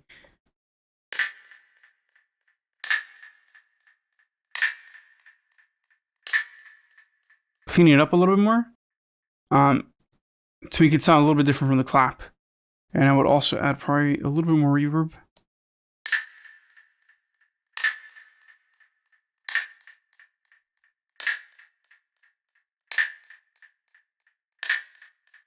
Or a little bit less, depending on what you're trying to go for.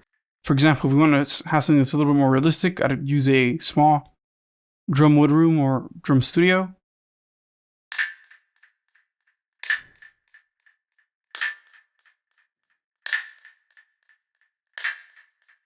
I think it's pretty cool. Let's try it out.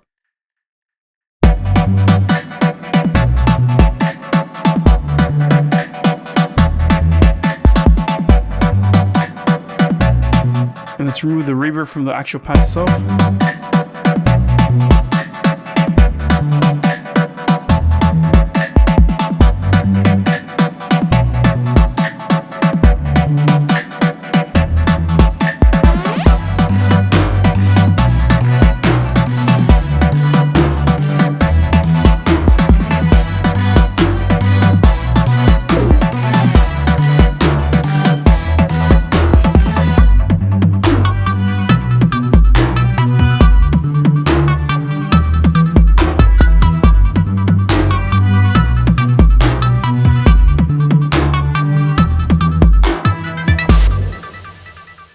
So there you go. That's some of the modifications that I did to the track. I know I showed you a lot of the sound design, but I really want to show you Twin 3. Yeah, I'm really happy with this. The beat part is also pretty solid, I think. I'm not sure if I'm going to change the last portion right here, the last drop a little bit more to make it a little bit more unique.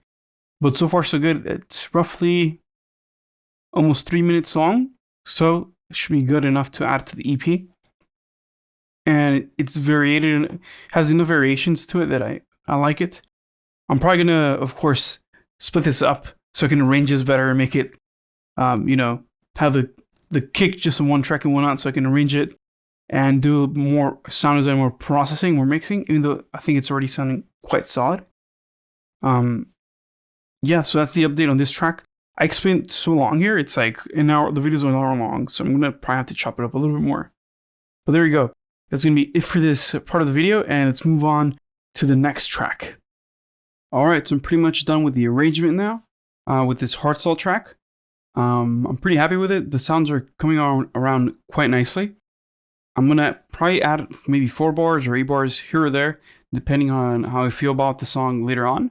But let's, you know, listen to it right now, and then I'll start explaining some of the sounds to you.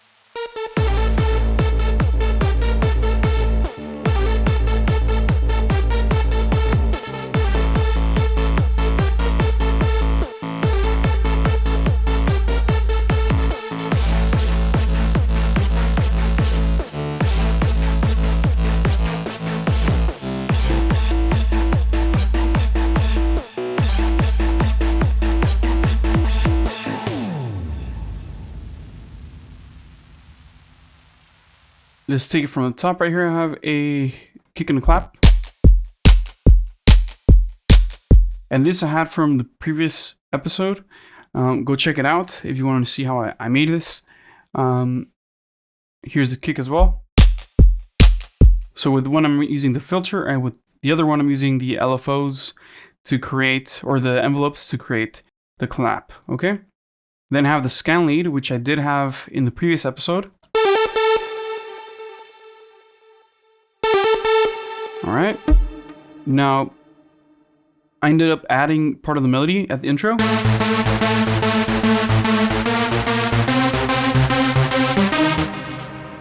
And that's pretty much the biggest change there was, because in the previous episode, all I had was basically this little intro, the little build up right here, and the drop.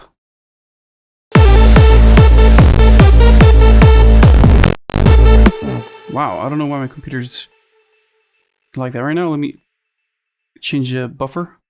Actually, no, that's probably a bad idea. But let's do Smart Disable here in FL Studio. Tools and macros. Switch Smart Disable for all plugins. That should help a bit. Let's see.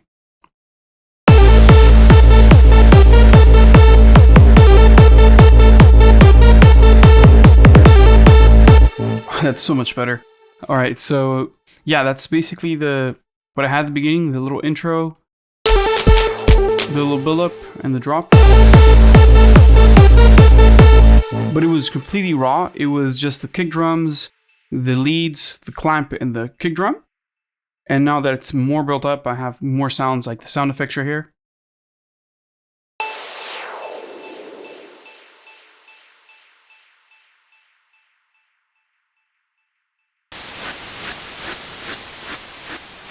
And this is a tuned sound effect that I made in a previous tutorial.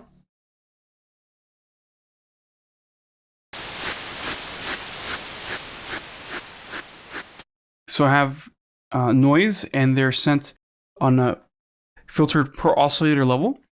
And basically one noise is resonating around C4, I believe. Let's see, C,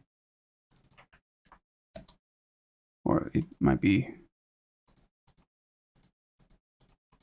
It's actually this is out of key right now, because these are, I think this is a peak for a different frequency, for a different track that I worked on. Yep. Yeah, C4 and C5 are not those. So we found something new right now that I have to fix later. But there you go. So these are tuned, and they had a chord progression that I can play back right here. I could also keep them as they are right now and just tune it by ear, but I'm really lazy. I'd rather do it and be completely exact. But basically with these different steps in the LFO,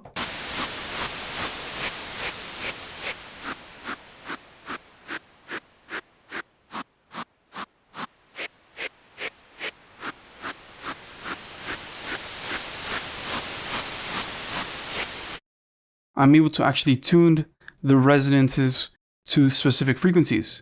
And that always, creates space, instead of using the same notes where you have the main lead or the kick drum playing, or whatever frequencies that you are playing. If you place a different note, you can have space and not worry too much about mixing. So I guess this is why this worked when I put this into the track, because it was not exactly in the proper note, so it was playing at a different space. So maybe I'll keep it there. Yeah, because it sounds pretty nice in the track.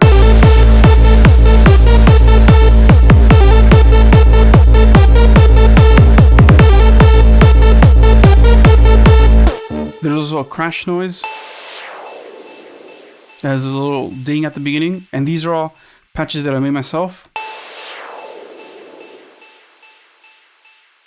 Okay. Then what else did I add here? I added a pad.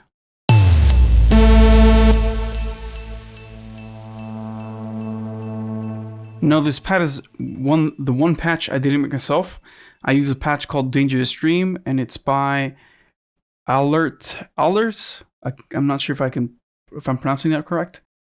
But yeah, it's dark, cinematic, and sustained sound.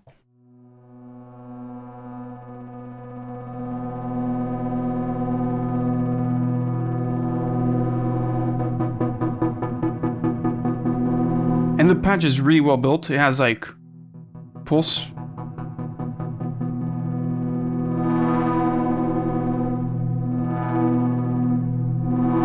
You can also change the cutoff and the resonance here and the attack delay. So I'm pretty sure I'm going to automate this later when I'm getting more into the mixing and this part of the track. Because I'm already doing a little bit of that here. Let's see. I have a riser here with the scan effects.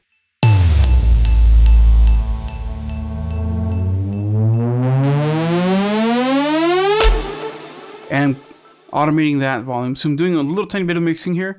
Not too much though. There's a sub impact that's built upon a previous patch that I had called saturated sub. And in this case, I added a little bit more saturation with FabFilter Saturn 2. And added a bit of reverb with Pro R. And right now it's really high. It's probably one of the loudest sounds in the whole track, so I'll go and fix that later when I mix it. Without the Saturn 2, it's kind of quiet. And if I had it without mixing, it'd be a little quiet compared to the rest of the track.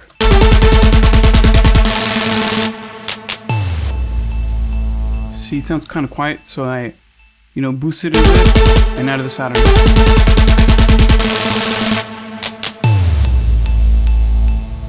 And what I'll probably end up doing here is I'll probably use a Pro Alt to clip part of that or limit part of the sound because it's a bit too loud in the transient. Let's see, it's 2 already. Doesn't take too long to do this.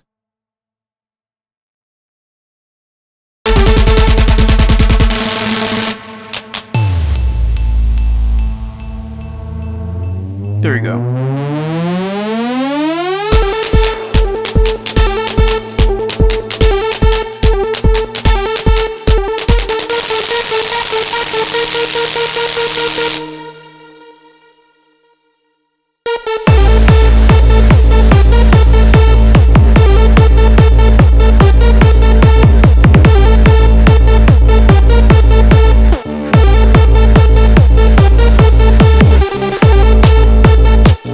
The one thing that I'm yet to do is record a vocal for this part here, for the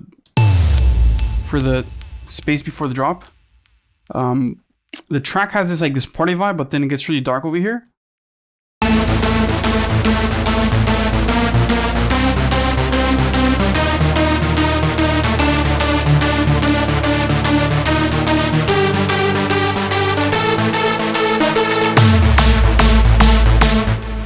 So I'm not too sure what I want to put in for that, to make it cohesive. I'm gonna also change the melody a little bit to make it a little bit more anthemic instead of dark. But I really wanted to use a low green scale because that's what I was using for the drop, or for the mid drop and the outro drop. So I wanted to make the main drop have something to do with the rest of the track.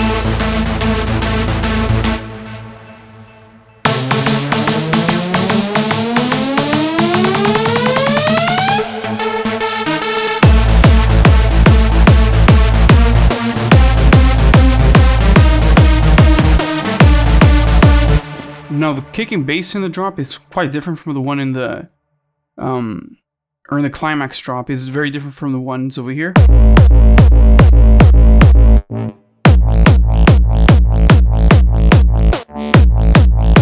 It's a bit more hollow and a bit more accentuated in the lows. Let me show you. Where's this one over here?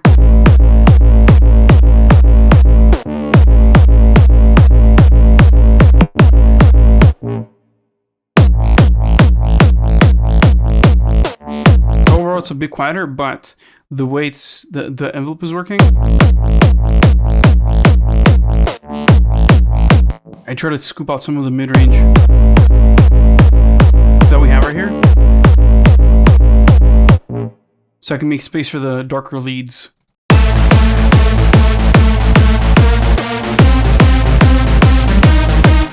Just as a reference, if I had the previous mid-range from the other drop,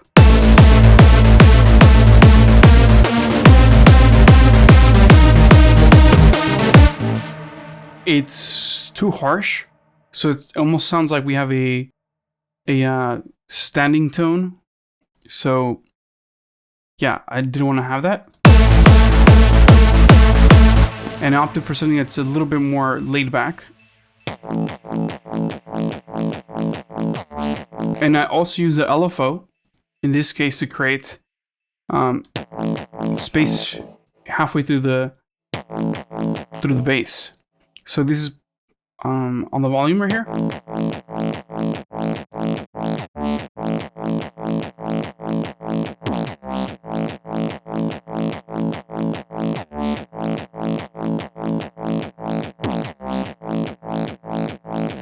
So what I did was just make space for that. Also, it helps along with the punch, which is something else I changed from the drop over here.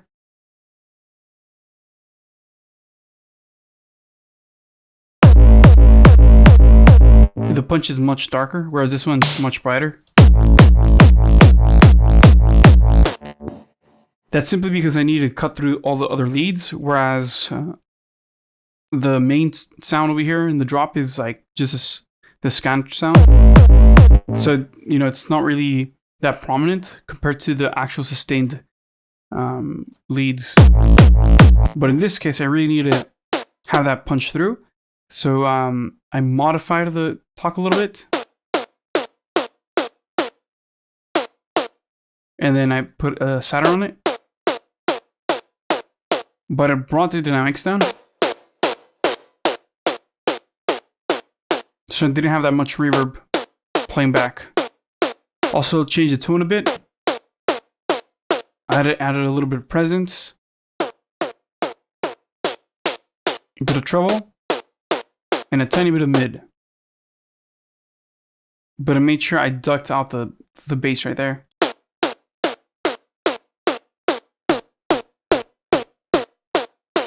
Because I didn't want that, you know, build up.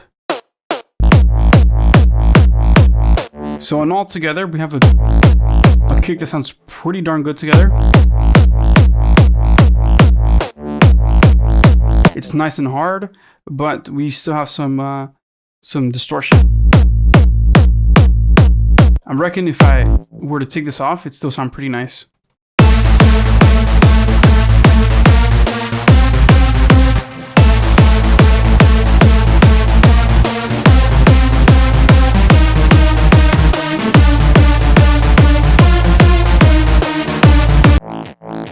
And I'm guessing, depending on the person, they'd rather not actually have it.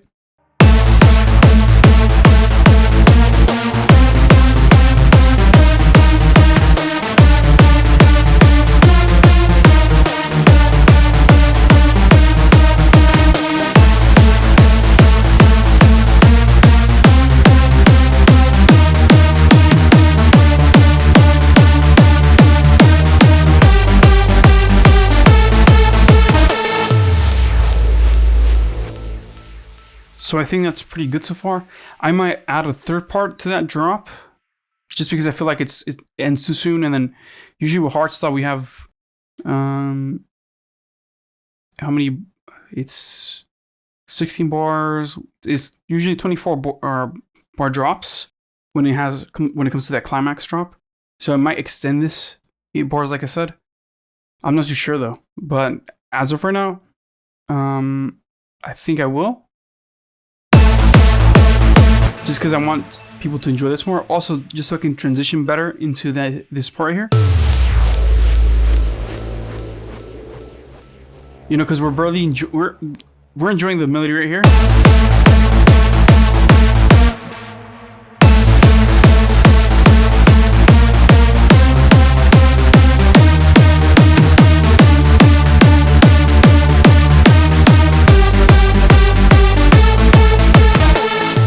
And the kicks there for the first time, you know, pitching up and down.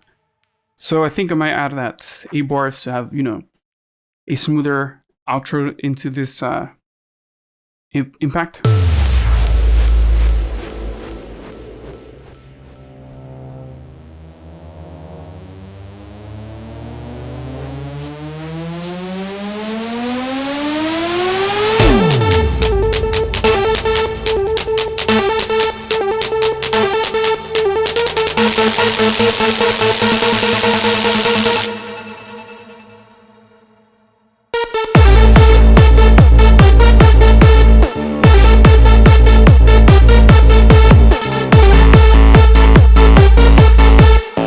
Now, with this second drop, I'm doing something a little different. I'm adding the lead sound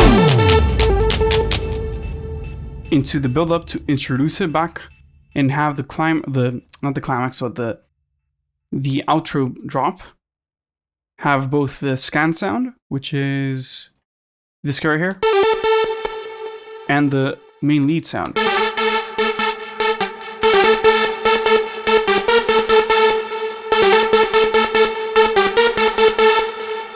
I feel like with once the melody comes in, if I didn't have the lead sound right there,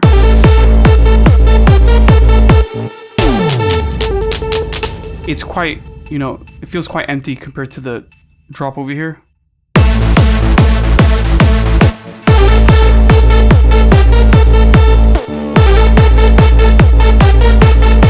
And adding it just makes it so that there's a little bit more white noise and a little bit more body into it. So I think that's definitely a good way to go. And then in the second part of this drop,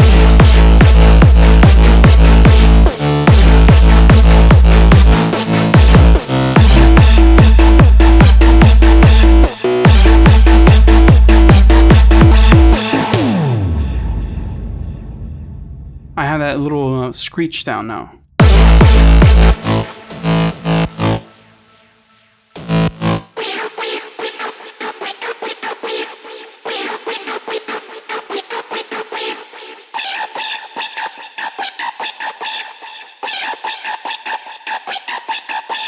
And right now it's quite aggressive. I might lay back.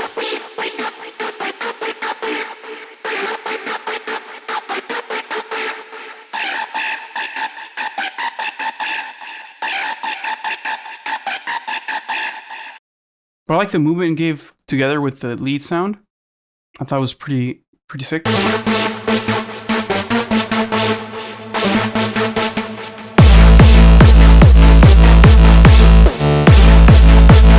But I think at this point, we should change the talk again to the more modern one.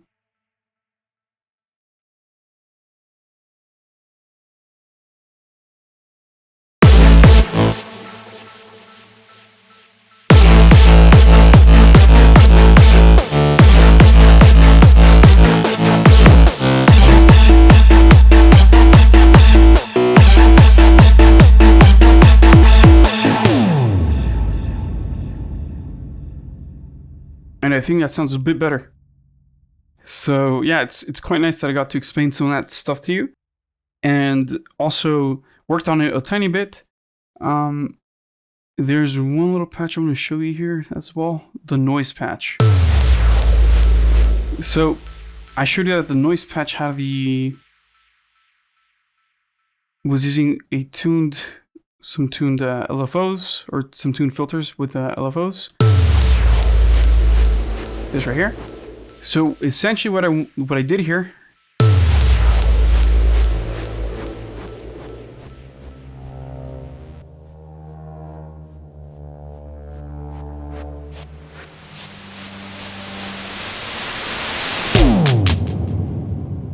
was I automated it so that I can get like a different variation on the sound without adding another LFO and switching it up. I just wanted to actually do it manually in the song. Let me also place a pad on a track because I think it's not anywhere. Just so I can mute it for a second. Okay. So going back to the noise.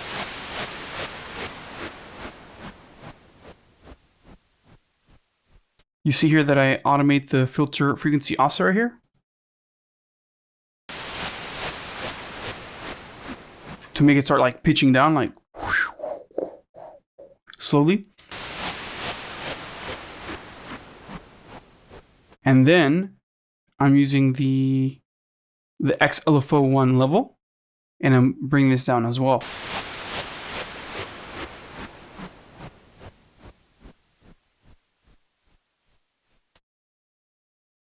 And because I'm bringing down that XLFO level, I'm actually able to basically swap from having a sidechain noise to having a sweep into, you know.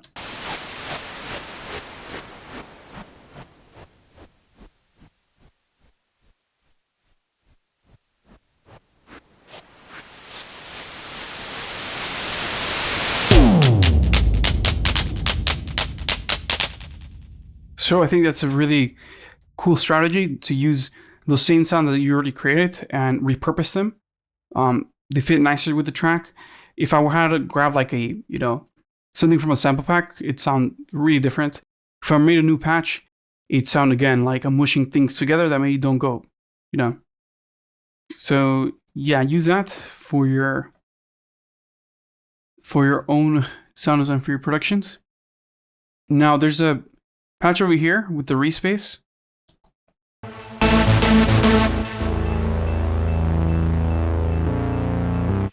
And this is a really simple respace that I made that's has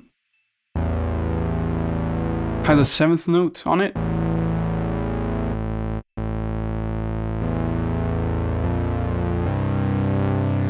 So it sounds deeper than it actually is. If I were to play up higher.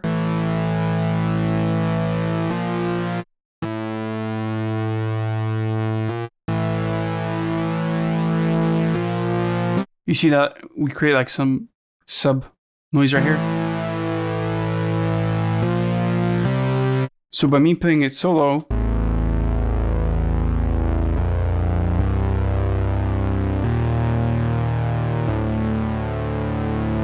it creates so much low end information. It's bonkers. So I like that. I wanted to have it with the leads playing. Also because the pads that I have are already quite, you know, bass heavy.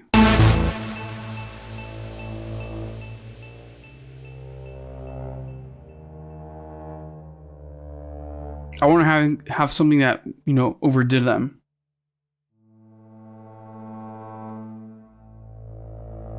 Actually, might pitch that up one.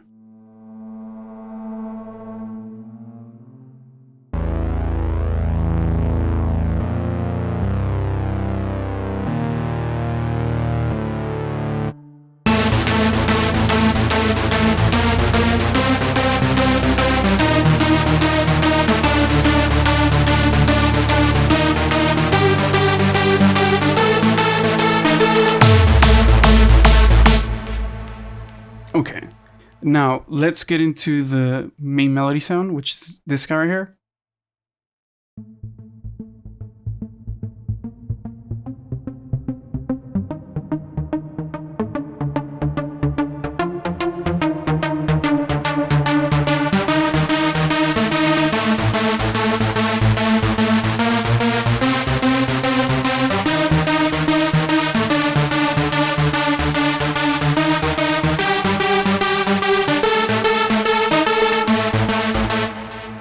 There you go. It's a sound that I really, really like. It sounds really close to a Virus TI. If you A/B it, you might say that this actually sounds cleaner because there's not so much distortion as you would have with the Virus TI in the high end. This just sounds, I think, closer to being like analog. It sounds cleaner. It doesn't sound like we have these harshness that you might get in the Virus, though that's part of the Virus sound. However, I think what this gets really, or Twin 3 gets really right, is the movement within different oscillators and the filters. And I think this plugin does it exceptionally well. I don't think there's another one that gets nearly this close with this many voices. I know there's people who like Dune 3, people who like Serum, but nowhere close to this thing. This sounds amazing. So here we have the oscillators. We have them. I have one that's on 16, another one that's the same settings. However, these other two are getting detuned a little bit from each other with the XL1, and the frequency is at 88 hertz. The other place where Twin 3 excels is doing modulation at audio rate. Now, Shearing, I think, goes up to 100 hertz, I believe. And Dune goes pretty high, but the virus tag goes past 100 hertz. And it's very noticeable because when you go from having a virus patch and trying to emulate it with another digital synthesizer, where sounds really fall flat, is because the LFO modulation is not comparable to the virus, since the virus goes so fast. So if I wanted to create an even darker sound, I could do so.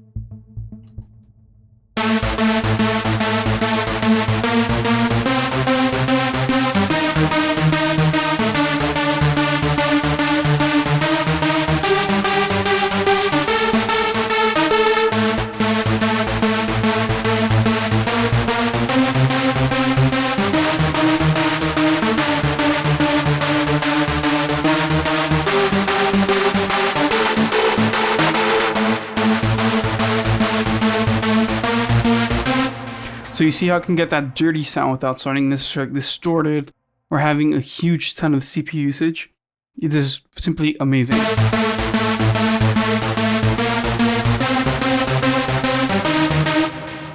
And at this moment, I'm using many different voices. I'm using 16, plus they're overlapping, and I have delay and reverb on them. So, you know, this is not something you can easily do with another synthesizer. Now let's go ahead and fix this guy a little bit. Finally, there's another oscillator, which is 32.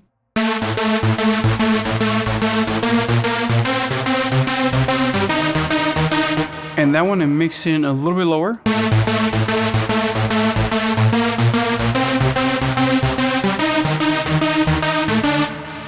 If you want to have a cleaner sound, I would take it off.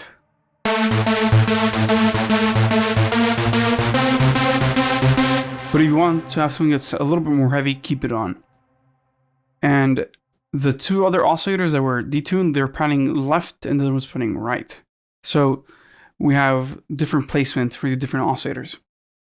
They're not all chewing up the mid-range or the mid-channel, nor are they chewing up that specific area in the frequency spectrum. The next thing I'm doing over here is a little bit of delay.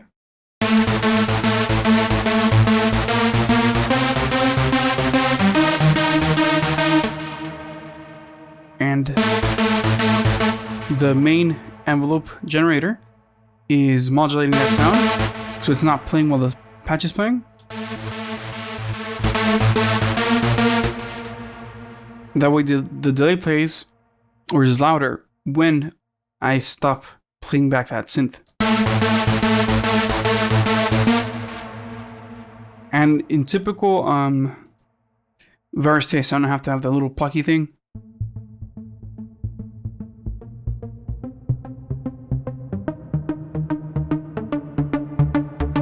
And for that, I'm using an envelope, and that's controlling the filter frequency offset. And then the mono offset is controlled by XY parameter, which I'm automating.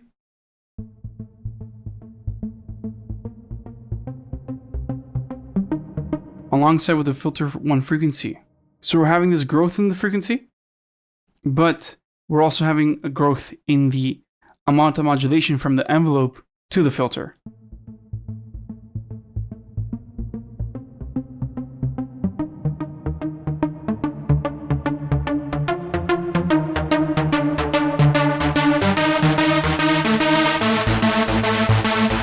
If I were to take one off like this parameter,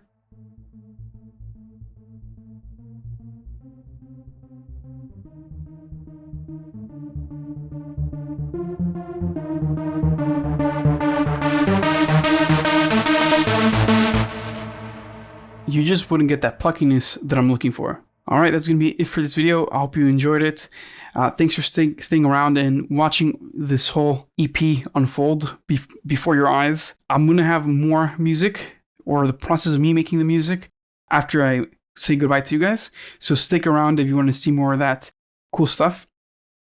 Also, we're probably going to run a poll to see what other song we add to the main EP. So I'll probably choose 3 to 4 songs myself, and you guys can add the final song to the EP.